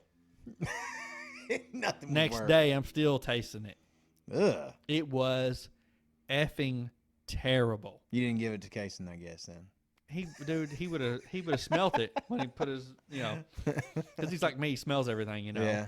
He ain't gonna pick, the macaroni, but he would have smelt it just sitting there Right. in his bowl. Yeah. He'd be like, no. Did it look right? I mean, did it mix up good and look like it's supposed to? Yeah. Yeah, I did. I was just wondering, like, Couldn't tell the difference. or looking anything if by it looking. looked right with that stuff in it. or No, it whatever. might be a little bit. Because if you put water in it instead, because I've tried that, put water in there instead of milk to make the macaroni and cheese. Well, I was trying to put a little bit more butter than normal Yeah. and less of the almond milk, right? Mm. Because I didn't put very much almond milk in there. Good gosh. Don't do it. That's the tip of the day. Don't do it. Mm. I'll give you one more tip of the day. No, that's good. You're gonna save it for the next one. Don't do it. Okay, that's the next tip. Girl, don't do it. Don't do it. Do not put vanilla almond milk in macaroni and cheese. Don't do it. And everybody that's listening right now is like, I won't. I wouldn't have done it before you told me. Yeah, that's kind of a no-brainer. I didn't. We usually always have milk. I mean, Yeah. I don't know the last time we ran out of milk. I try not to drink a lot of milk, honestly. I love it. Well, you do bad at it then, because you drink milk every day. Well, I love it, but I try not to drink as much as I'd like to, you know, because chocolate milk, or like, do you make chocolate milk, or you just drink milk, just white milk? Both. Like whole milk, or are you a 2%er? No, I'm a whole milk guy. Oof. I love the whole milk. I can do 2%, but if you put skim milk in there, I'm gonna bust it over your head. Yeah, Skims. Yeah. My mom used to buy skim milk Just, sometimes. just put water in there, you know, and call it milk. That's basically what it is. Yeah, we did 2% for a while when I was a kid. I didn't appreciate it at all. But now, like almond milk, like sweetened almond milk, I can eat it in cereal. I don't mind it, actually. I wish I can't even hardly even talk about the story. It makes it. It really does. It puts that taste back in my mouth, and I'm gagging. God. You know, I gagged that night. It was bad. And you puke easy anyways. You're a puker. Not really, but Whatever, man. You can tell gross stories to you and you start gagging. no. There's certain gross stories that will, set me off. So now, before that, something, food that would set me over the edge is definitely, it was olives, of course, sweet pickles, and I'm not a big hominy fan, but I don't think it. Yeah. What do you not like about hominy? A lot of people don't like hominy. Right. It doesn't have a whole lot of flavor on its own. I mean, I don't understand what's I don't gross know. about It's gross. But sweet pickles, olives. I don't like sweet pickles. And now myself. vanilla. I love olives of any kind. Vanilla almond milk and macaroni and cheese. I'll eat olives all day long. They're delicious. But we're going to have to do another podcast here pretty quick because we didn't get to talk about hardly anything. Well, okay. Whenever you're ready, I'm ready. But let's just call this one good. Okay. I'm down with that. That way we can put it all I didn't mean to down. hog the whole thing, dude. I didn't mean to. I'm glad you did. I think it's awesome. Well, I hope that I hope somebody listens. Yeah, And not that I'm like some sort of expert on it. I'm just saying I hope they could see my version of how it went and know that it's not a waste of time, and it's also not easy though. There's it's both of those things. It's something that can help somebody, because dude, it's a real problem that you don't. I mean, do you think it made it any worse, or would it have been about the same if you guys would have did it separately? I think I probably would have backed out if she'd have done it first. Does that make sense? Like, I don't think if I would have watched all of it and been okay to see how it all went down, I think I would have backed out. I don't think I would have, even though she had a lot easier time than I did. I knew that she would. You know what I mean? I knew she was going to have an easier time with it. But no, I think I would have backed out. And with the nausea and all that, 'cause, dude, I hate being nauseous. I hate throwing up. I hate. It's the worst thing to me. And so I think I'd have probably backed out and not done it, and that'd have been bad. You know what I mean? Now, I'm not saying that's everybody. That's just me in particular. Right. But dude, I don't know. I mean, if you feel helpless and you feel like, dude, I don't know what to do about my weight. I'm stuck. I'm trapped. There's no, of course, there's other ways I could have done it. Yes. I'm not saying that's the only way. I'm just saying, in particular for me, now that I'm on the other side of it, yeah, man, it was the right thing. I think it's not, I haven't found anything negative out of it yet. Hair loss is something that can happen, but I'm already bald, so I'm not, Really? I'm sweet. Yeah, you didn't know I was bald? I had no clue. I definitely don't want a bald co-host, so we're going to have to do something different. I did not know this, ladies and gentlemen. No, yeah, some of you can get into things like vitamin deficiencies and stuff if you don't take care of yourself, and it can cause some hair loss and stuff. Women, it causes it more in them than it does men, I think. But there's some things that can, there's some.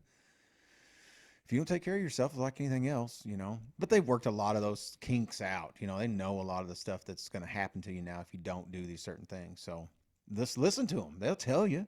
They want you to succeed. They want more people to come have it done. Right. You know, that's why everybody's just like, well, I don't know, why would you trust them? I'm like, well, because they make a lot of money by more people having it done. Once somebody's had it done, you don't have it done again. So they need more people. So they're going to make it work, and they're going to make it somewhat doable, and you know, they're going to make it as easy as they can for you to do it. They make a lot of money, you know. I mean, it's like this thing pays out like a slot machine, dude. And the doctors, you could tell, the surgeons come in and visit with you, you know, for a few minutes. Oh, blah, blah, blah. Yeah, you can tell they got a lot of money. You know what I mean? These dudes don't look like everybody else you see. They look like, you know. Right. I'm sure they've got their cars in some kind of a garage during the day where it can be, you know, where nobody can mess with them because they're probably Mercedes and, you know. Oh, of course. These guys are making a lot of money. But anyways, that's enough about the damn surgery. So, do you want to now, are we doing tips of the day instead of plugging something, or are we going in addition to? No, I just want to do a tip of the day, man. Oh, okay. It's gonna be random stuff, man. It's gonna be I was thinking about a tip too, but the only one, I think I've said it on here before. Do it again. If you're wanting to clean out your gutters, use your leaf blower. Stand on the house, whatever you got to do. I think you just put that on a Facebook post, right? Dude, I'm telling you, if somebody's out there and it's a pain in the ass to clean your gutters, don't do it when it's just rained, of course. But on some day when you know it's going to rain and you ain't cleaned your gutters out in a while, take your leaf blower up there and it'll clean them right out. Now, every so often you got to come through there and get all that sludge and crap that runs off top of your house, you know, like the bits off your shingles and all that. You got to clean that out every so often. But I'm talking about, I do mine every time it's going to rain. My house is low enough that I can walk out behind it and reach up real high, and I can sit there and clean it out. You use your leaf blower. Is it gas powered or? Mine is battery powered. Okay. Go get you a battery powered weed eater and it'll come. If you buy Cobalt from Lowe's, it is my shout out. My plug's gonna be to Lowe's. Oh God. Yeah, I know. I knew that'd make you happy. Yeah. Okay. Not to Lowe's in particular, just the Cobalt brand stuff that they have. Do the shout out for the Cobalt brand then. Okay. The Cobalt, the combination weed eater and leaf blower is worth every penny that you'll pay for it. And how much are they? Both. I think it's like $200 or $250 or something like that. It's a combo, huh? Comes with one battery, yes, and you got one weed eater and a leaf blower. And of course, if you live out in the country and you do 5 acres of weed eating, the battery won't last. But like I live in town, and dude, I can do all my weed eating and all my leaf blowing, including blowing off all my grass off my driveway and going out in the back and keeping all the grass out or the leaves away from my house. I can do all that stuff and still have half a battery because it's got 4 green dots when it's full, and it'll be on 2 dots when I plug that bitch back in. It comes with one battery. That's all I need, man. I'm telling you, this thing, I love it. It is a bad son of a bitch. The weed eater is mean too. Is there multiple versions that you can buy, like maybe a bigger battery or one with? I didn't see any. Okay. I think there's just the one combo. But you can buy Cobalt self-propelled mowers that are battery powered. My neighbor has one. Dude, that's when mine quits, my gasoline one quits. I'm back out there in the yard just hanging out, and all of a sudden, hey, yeah, dude, 4 feet away mowing the yard. Hey, but let me tell you something. People in the oil field hate that, because they want the gasoline and all that kind of stuff. And I work in the oil field, but let me just say something. Okay, I was buying a weed eater every other year, right? And everybody goes, well, you need to buy a better weed eater. That's true. And Tracy Allen, that's been on this, he sells them, and he would get pissed, and he's going to get pissed when he hears what I've got to say. But I'm going to say this. When you don't have to change oil in that bitch, okay, and it comes on to next mowing season like it is right now, and all I had to do is walk out in my garage and pull the battery off the charger and slap it in my weed eater and go out there and weed eat, and I didn't have to pour out the winterizing stuff or clean it up, clean the carburetor, didn't have to buy gasoline. Well, I was going to say, that's my biggest thing is going to mow and then I don't have from last gas. year, yeah. I got to go down to the gas station and get gas. Yes, dude. Yeah. All I do is slap a battery in that thing and go do my work. And it cuts just as good? Yes. 100%, dude.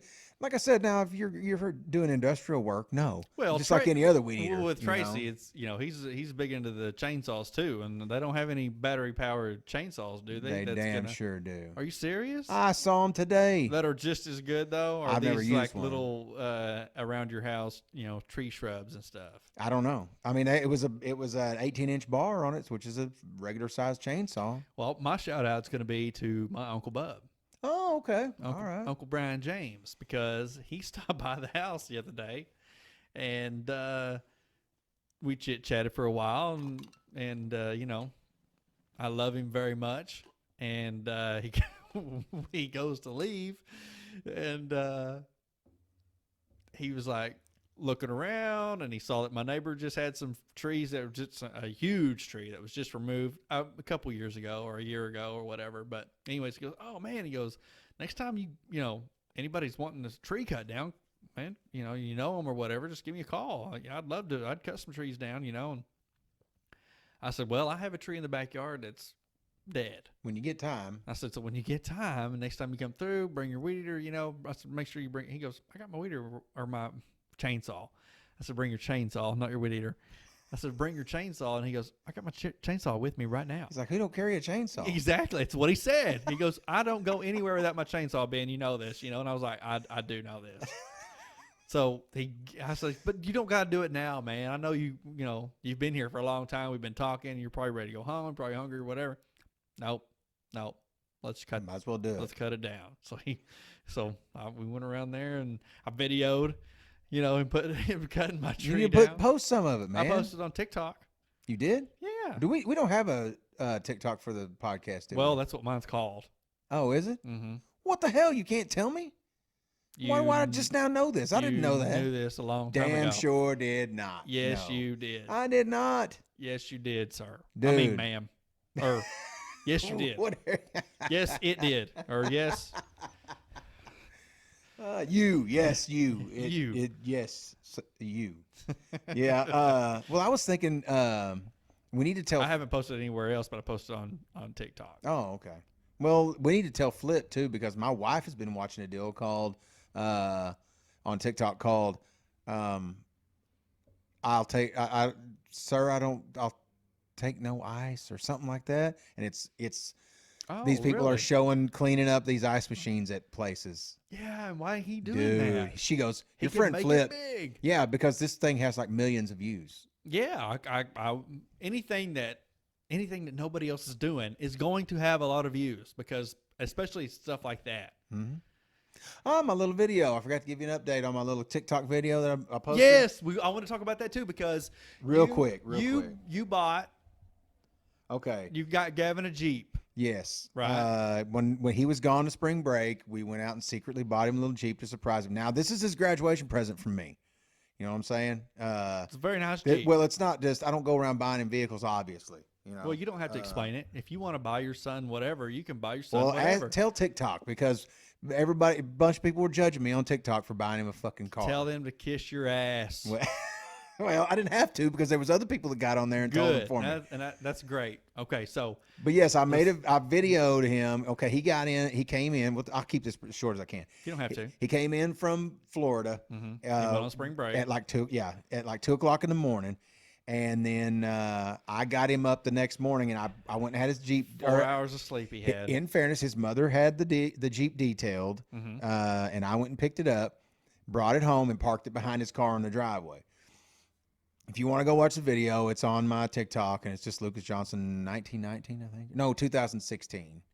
Anyways, it's on my little TikTok. And maybe so IDDCP co-host, you should name it. Maybe I should do something. I need to do something like that. I agree with you 100%. You're not going to get any argument out of me on that. But I said, I need you to go move your car. I do it it happens a lot, because we got a lot of vehicles, so we're always having to jockey cars around. Yes. And I said, hey, man, and I knew he was tired, it's all these things. And I knew he's going to be pissed, because he don't want to be woke up. He just got home, even though he spent a whole week down in Florida just chilling. You know what I mean? But he's tired. He don't want to be inconvenienced, Somebody wakes me up, dude. I don't even care if the house is on fire. If the fire's getting to my room, maybe then wake me up. But if it's on the other side of the house, Don't bother Do me. not wake me up under any circumstance.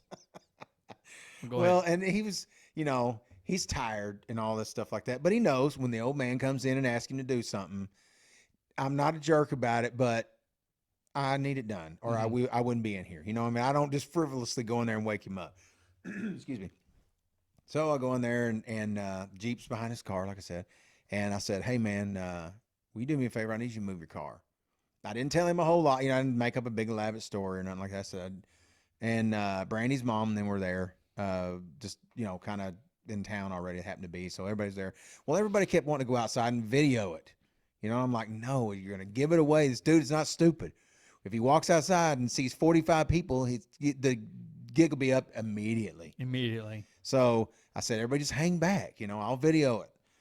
So he's like, he kind of looking at me, and he's wanting to hand me his keys and just have me move it, But I make sure I keep a look on my face like, no, I'm not moving it. You know what I mean? Like, I need you to get up and move your car. You should have set a camera like a GoPro, and I have a GoPro. You could have set the GoPro on top of the Jeep. Well, that's true. But Could have got it anyways. from another. But anyway, so it worked don't ask out. Uncle Benny how to do this thing, because I really could have had a really good big production going on. Probably, and it would have been better. That's true. But the way it turned out, It was great. The way it turned out, though, it worked out good because he's tired, and he's just tired enough. He's not really paying attention, and so I follow him out. And if you watch the video, he walks outside and he's talking to me over his shoulder. He's tired. And it's real bright outside, and all he's got his shorts on, and he's only had 4 hours of sleep. Yeah. And he just got home. Yes, and he's very much wanting to catch up on his sleep. Now, he does like his sleep. He's not like me, and he's not like Carter. He likes to get his 8 to 10. You know what I'm saying? We have to get our sleep, okay? Right. Yeah, he definitely Real men want to get their sleep. Well, he'll go to bed. Like, he'll go to bed at 9 or 10 o'clock at night, almost nightly. I don't know what I'm saying about that. Well, he's a guy that he goes to bed early, but he doesn't have any problem getting up and all that kind of thing like that. But anyway, he's tired, so I follow him out the door, and the first thing he says, you can watch the video, and the first thing when he walks out there, he doesn't know anything. He's thinking he got to move his car. Well, his car's sitting there, and the Jeep's sitting behind it. And he leans up, and he puts his hand over his eyes because it's real bright outside. And he goes, "Whose Jeep?" I said, "That's your Jeep, bro." And you can watch his reaction on TikTok. He drops his car keys and trips out and says, "Relax." I don't know where that comes from or why he says it. I don't know what that is. He's just shocked, I guess, and stumbles around there for a minute trying to compose himself, and then goes around and looks at it and freaks out and all that. It was everything I wanted it to be. So the main reason I was bringing that up was that I wouldn't necessarily call it viral, but it's getting a lot of views. Like right now, the video has been seen. It's had 130,000 views. Golly. Yep. Holy moly, because we just talked about this not long ago. And I know. Yeah, so it's still, and it's really hard for a video.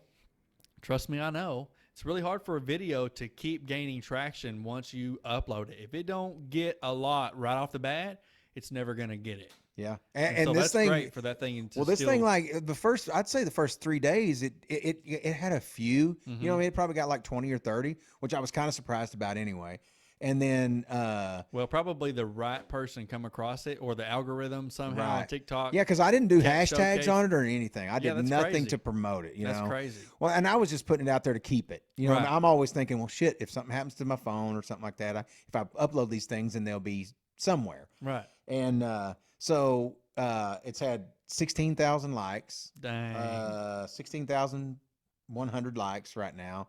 And the weirdest thing about it is I have gained 972 followers since then. I figured the weirdest thing would be that there's been dudes asking to be your son-in-law. That has happened. There's been dudes saying that he's hot. There's been a dude saying he likes his big feet. We've had a lot of weird ass things said. Now is Gavin looking at all this and seeing it all? He doesn't. You know him, but and somebody may not know him that's listening. But he doesn't really like to talk about himself a whole lot. Right. You know what I mean? You start in on something that has to do with him, and he's just like, whatever. He don't want to talk about it. So anytime I bring it up, I'm like, dude, this thing has got. When it had like 5,000 views, I was like, dude, this thing's got 5,000 views. And he's like, nah. I was like, it's got 20,000 views. You know, whatever. You know, I don't know. And then I was like, there was chicks on there saying that you were hot, and he's like, really? You know, and he starts looking through some of the, and like there was a few things said that, like one comment was like, I wonder if he's hung, and I deleted it. You know what I mean? I'm not doing sexual shit with this. This isn't, you know, it's supposed to be a cool video about a kid get something cool. Well, I knew there'd be people on there going, oh, he don't do nothing. You buy him cars and all this stuff like that, which is not the truth on either side of that, you know. You know, and I, of course, I went back in there and put a comment saying, just to give you a little bit of background, you know, he's got a scholarship to play football, and he's got a 3.1 GPA, which is not the greatest, but it's decent for a guy that's as busy as he is, you know, state qualifier in track and, you know, basketball starter, and he works hard, you know, he keeps all of his stuff done. He's no trouble. He doesn't get in trouble. So, you know, I'm going to do something for him. I want to do something nice, you know, and even with that, you know, people will still be like, I bet he plays video games all day, and which I don't care. You know, I leave those on there. But people say all kind, you know, there's been all kinds of shit said. But so I posted a video of him winning the what was it, the 4x200 relay, I think, yeah. And you know, because he won 4 gold medals in one track meet a couple of track meets ago, and so I posted a video of that just to kind of, for these people that keep saying you don't do anything or whatever. I'm like, well, this is him, you know. And I don't say that, but I'm just like, here's Gavin winning, you know, da da da. And so I posted another one, another video of him running a touchdown back during the football season, and it's already got like 1,300 views on it. You know, all my shit's being looked at now or whatever. But it's weird because keep posting it, man. Well, it's like you said though. It's like it just keeps getting bigger and bigger. Like one of his friends, it showed up on his For You page. Yeah. You know, he's like, dude, you're on my For You page, you know, and you know, different things like that. You know, it's getting to. Are you hashtagging IDDCP?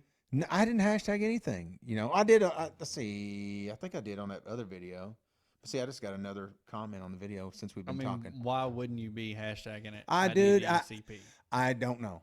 Everything you post, everything everybody posts. If you're out there listening, watching, unless it's, you know, bad. But other than that. I'm old and bad at promotion. I agree with you, dude. IDDCP. You have it on your hat right now. I agree. You have it on your hat. I'm a big dummy. You have a hashtag on your hat. We need to talk about that when the podcast is over. IDDCP. Okay. I got something funny to say, too, about it, but not on the podcast. I got to tell you some funny stuff. But anyways, okay. It is funny. It's not podcast material, but it's funny. But anyway, I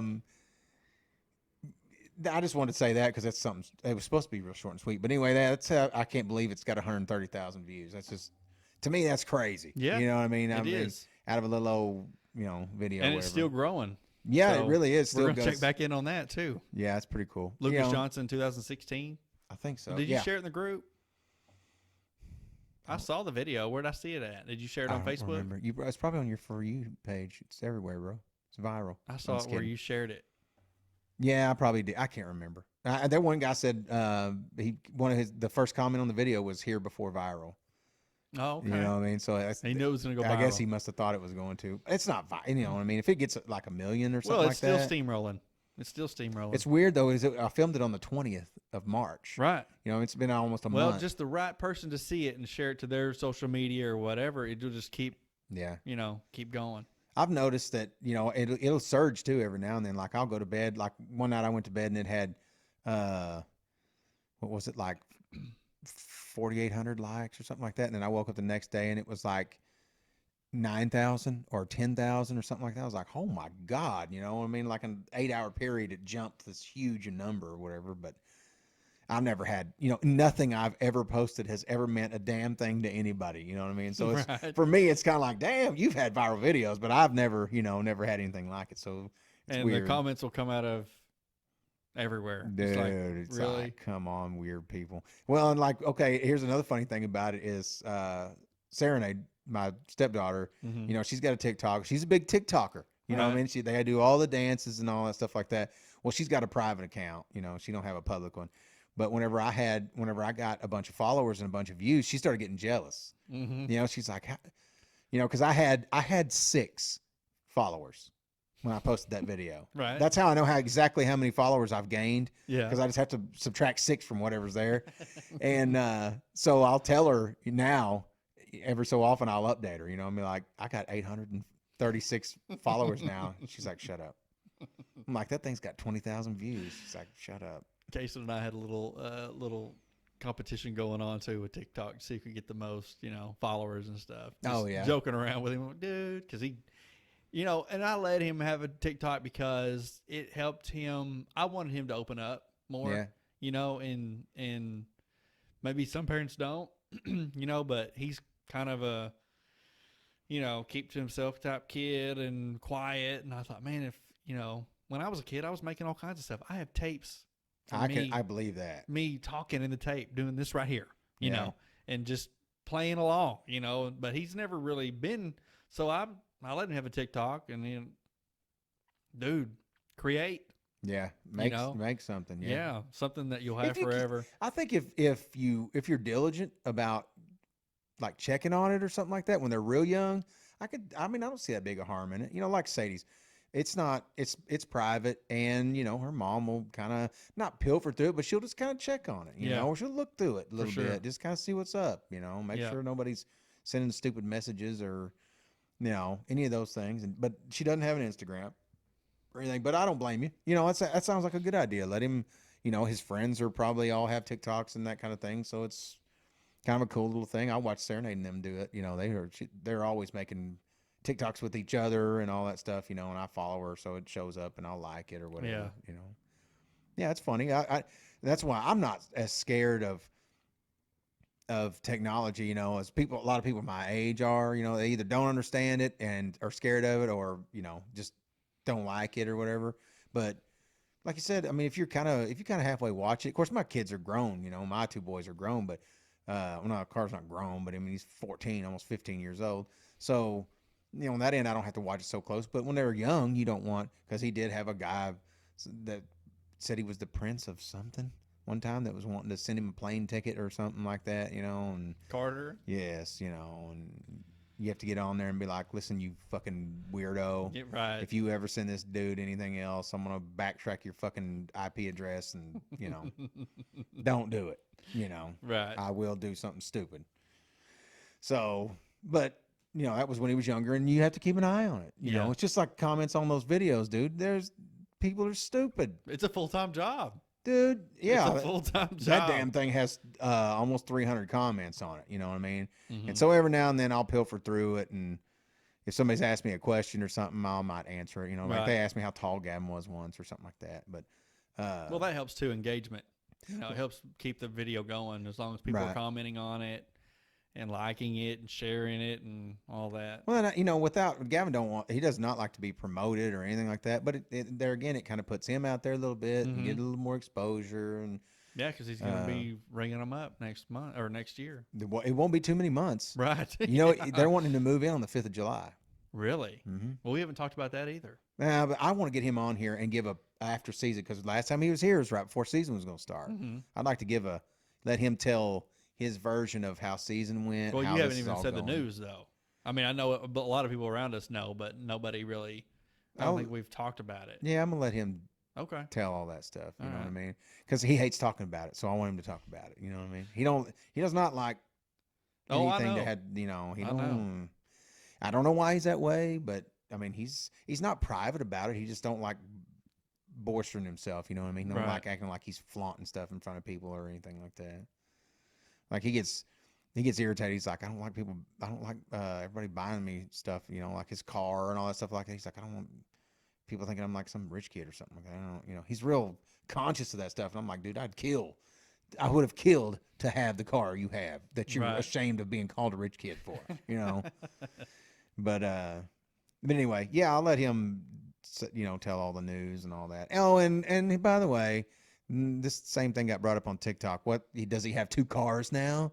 And I'm like, no, his car that he was driving gets passed down to his little brother. I don't think you need to explain it to anybody. Those people. Who cares what they say? You know what I mean? I was Kiss just like, my ass. was just like, dude, of course you don't have two cars. I mean, You should have said, of course he does. did you see my fucking driveway? We're not rich, It has cracks all in it. Well, he was having to get up out of bed to move his car. Yeah. Does that tell you Yeah. anything?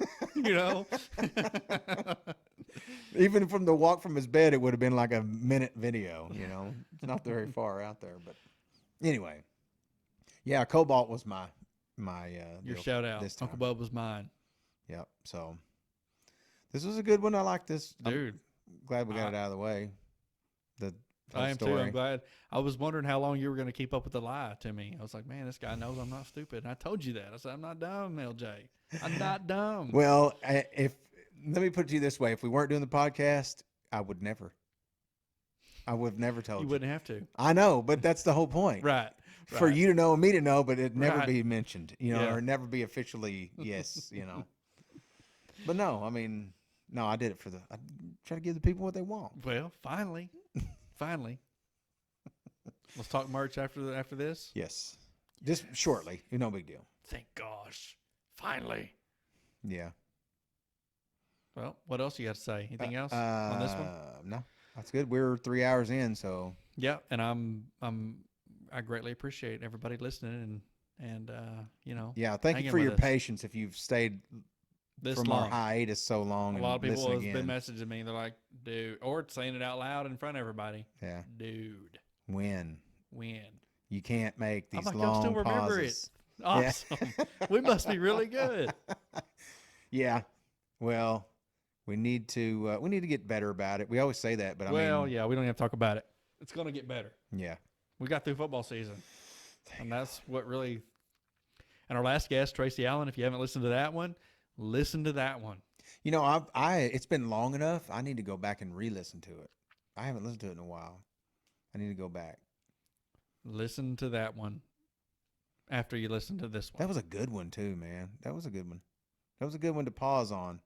But I'm saying that at the end of this one. So they've already listened to this one. Oh yeah, yeah, Yeah, for sure. Listen to that one.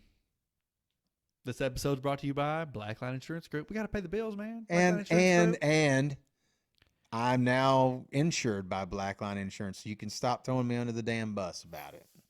Almost fully insured by. Other than my home insurance, you've got Right. everything. Yeah. Well, we got to get your home too, man. I have to have that home shield so that I don't have to pay so much to have my repairs done. You got something like that? Absolutely. Bullshit. I do. Well, we need to talk about it then. Okay, we will.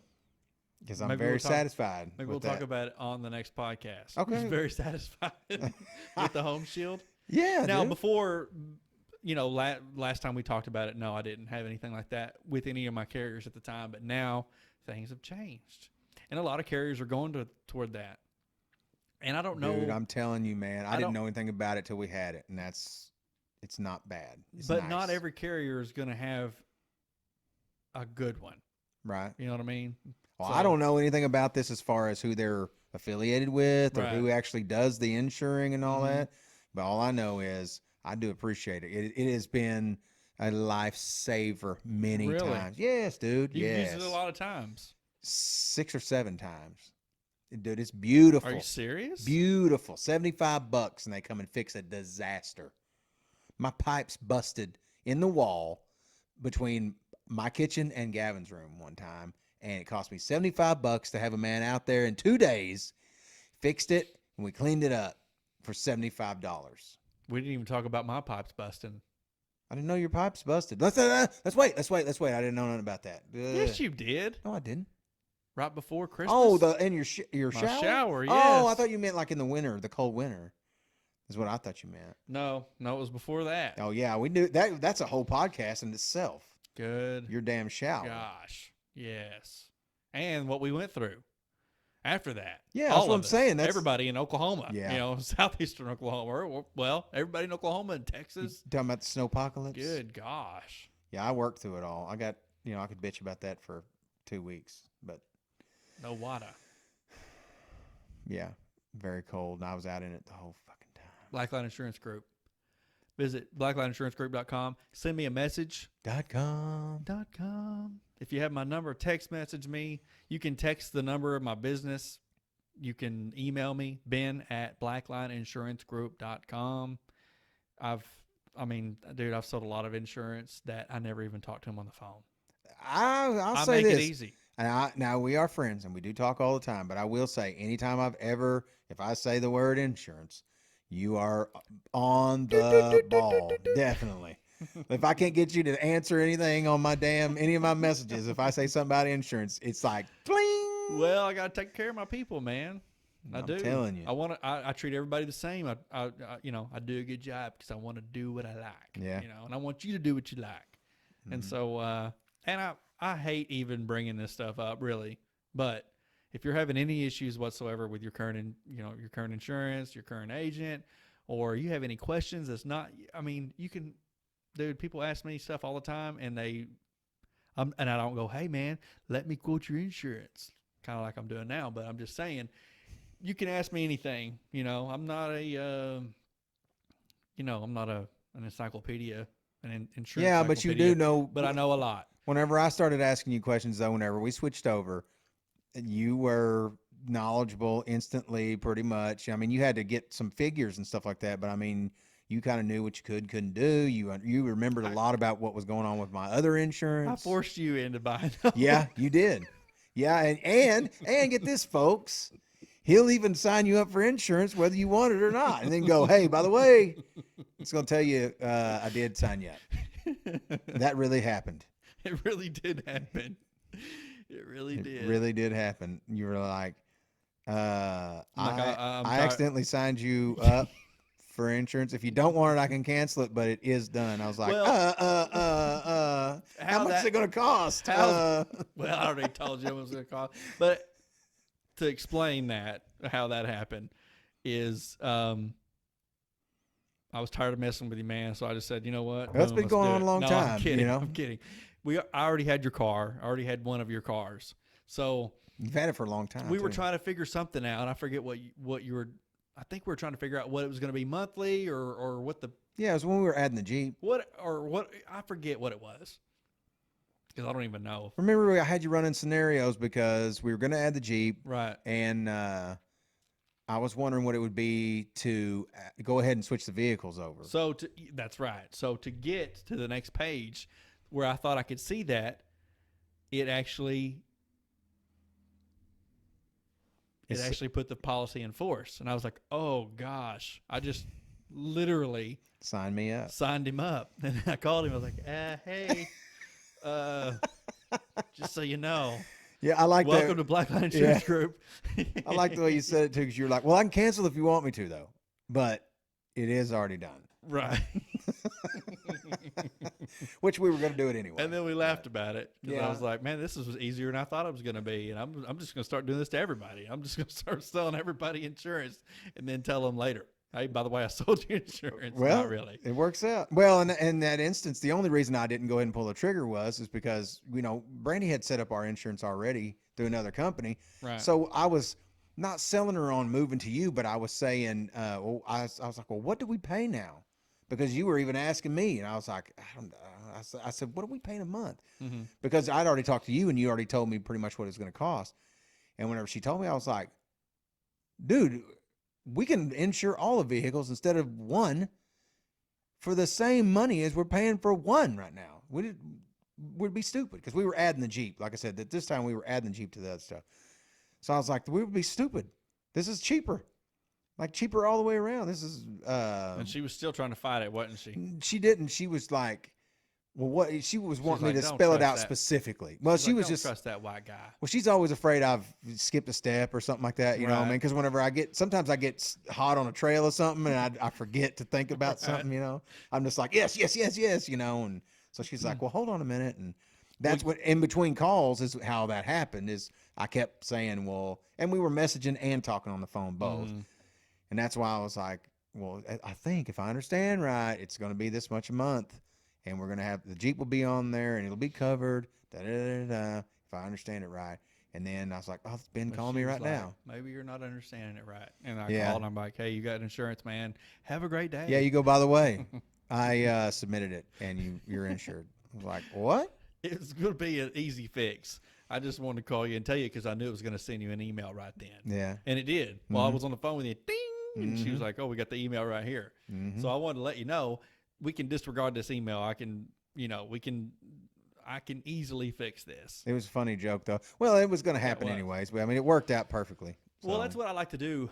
I like to see your current insurance so that I can basically quote apples to apples in a way.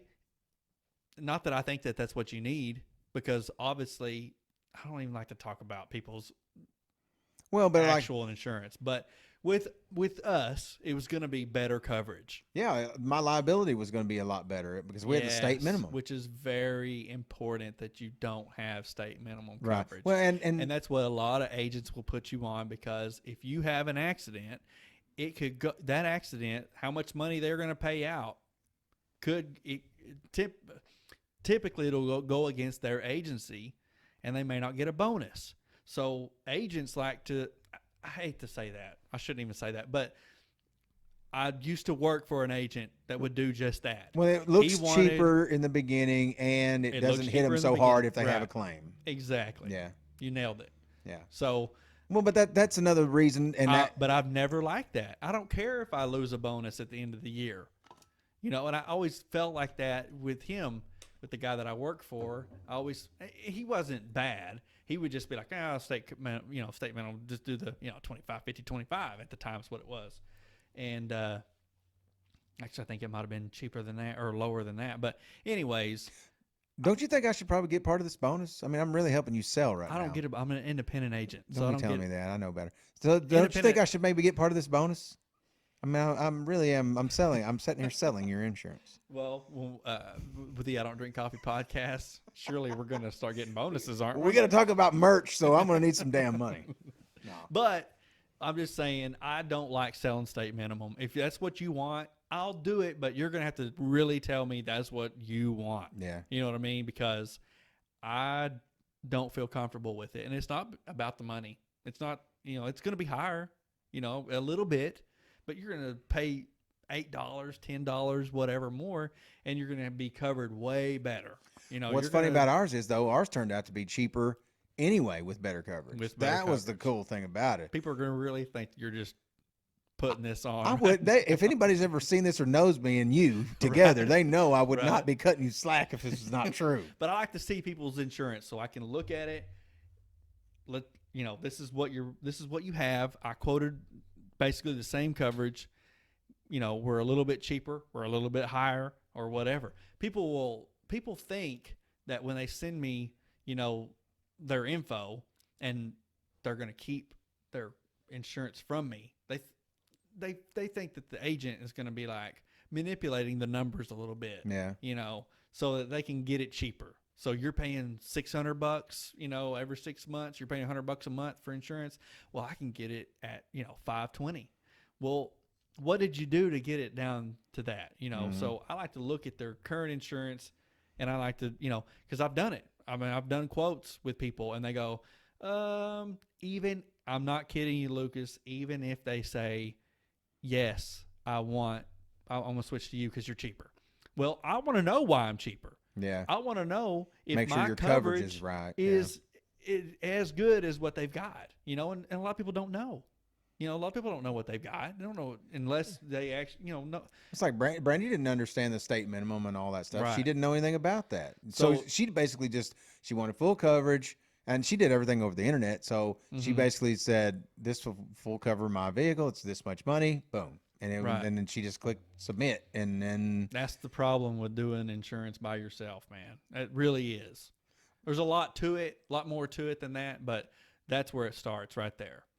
And I just, even like I said, even if they do want to switch and I haven't seen their insurance yet, it's always, you can snap me a picture of it with your phone. Mm-hmm. I want to at least see what you got. I don't care honestly how much it is. I mean, I'd like to see the premium too, but there's nothing I can do to manipulate it there's a lot of things I can do. I can say, oh, he's got rental insurance, and he's got, he's got rental, he's got tow. So I can leave that off, and I can be cheaper. you know, He won't never know he'll never know. unless he has a wreck. Right. Or I can make the deductible a little bit higher or whatever. You know, there's a lot of different things that agents can do to, you know, make your premium lower. And that's another thing. You know, I like to tell them, listen, if you want tow, if you want, you know, if you want rental, if you want tow, if you want, you know, whatever, roadside, then, you know, this is how much it's going to be. If you don't want it, but I recommend it, you know, but, Well, you don't know how. It's funny about that kind of stuff is it seems frivolous until you're in a bind for a vehicle. well, I had a friend call me and he's like, Ben, did we put tow on my ride because my wife's stranded?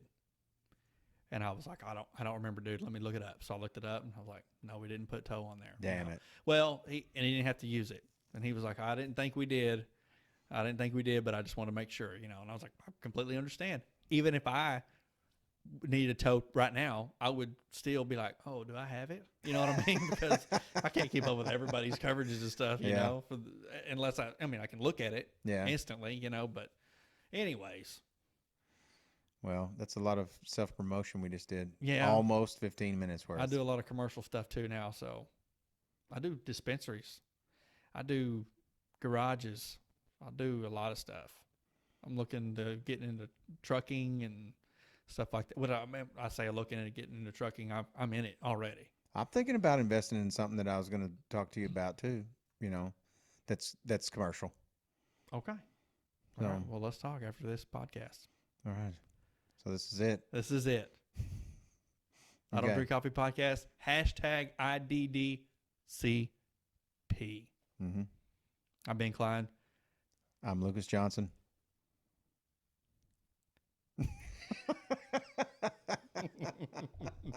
Have a great day. I can't even say it right. Have yourself a great day. Love your body. Dude, you saying it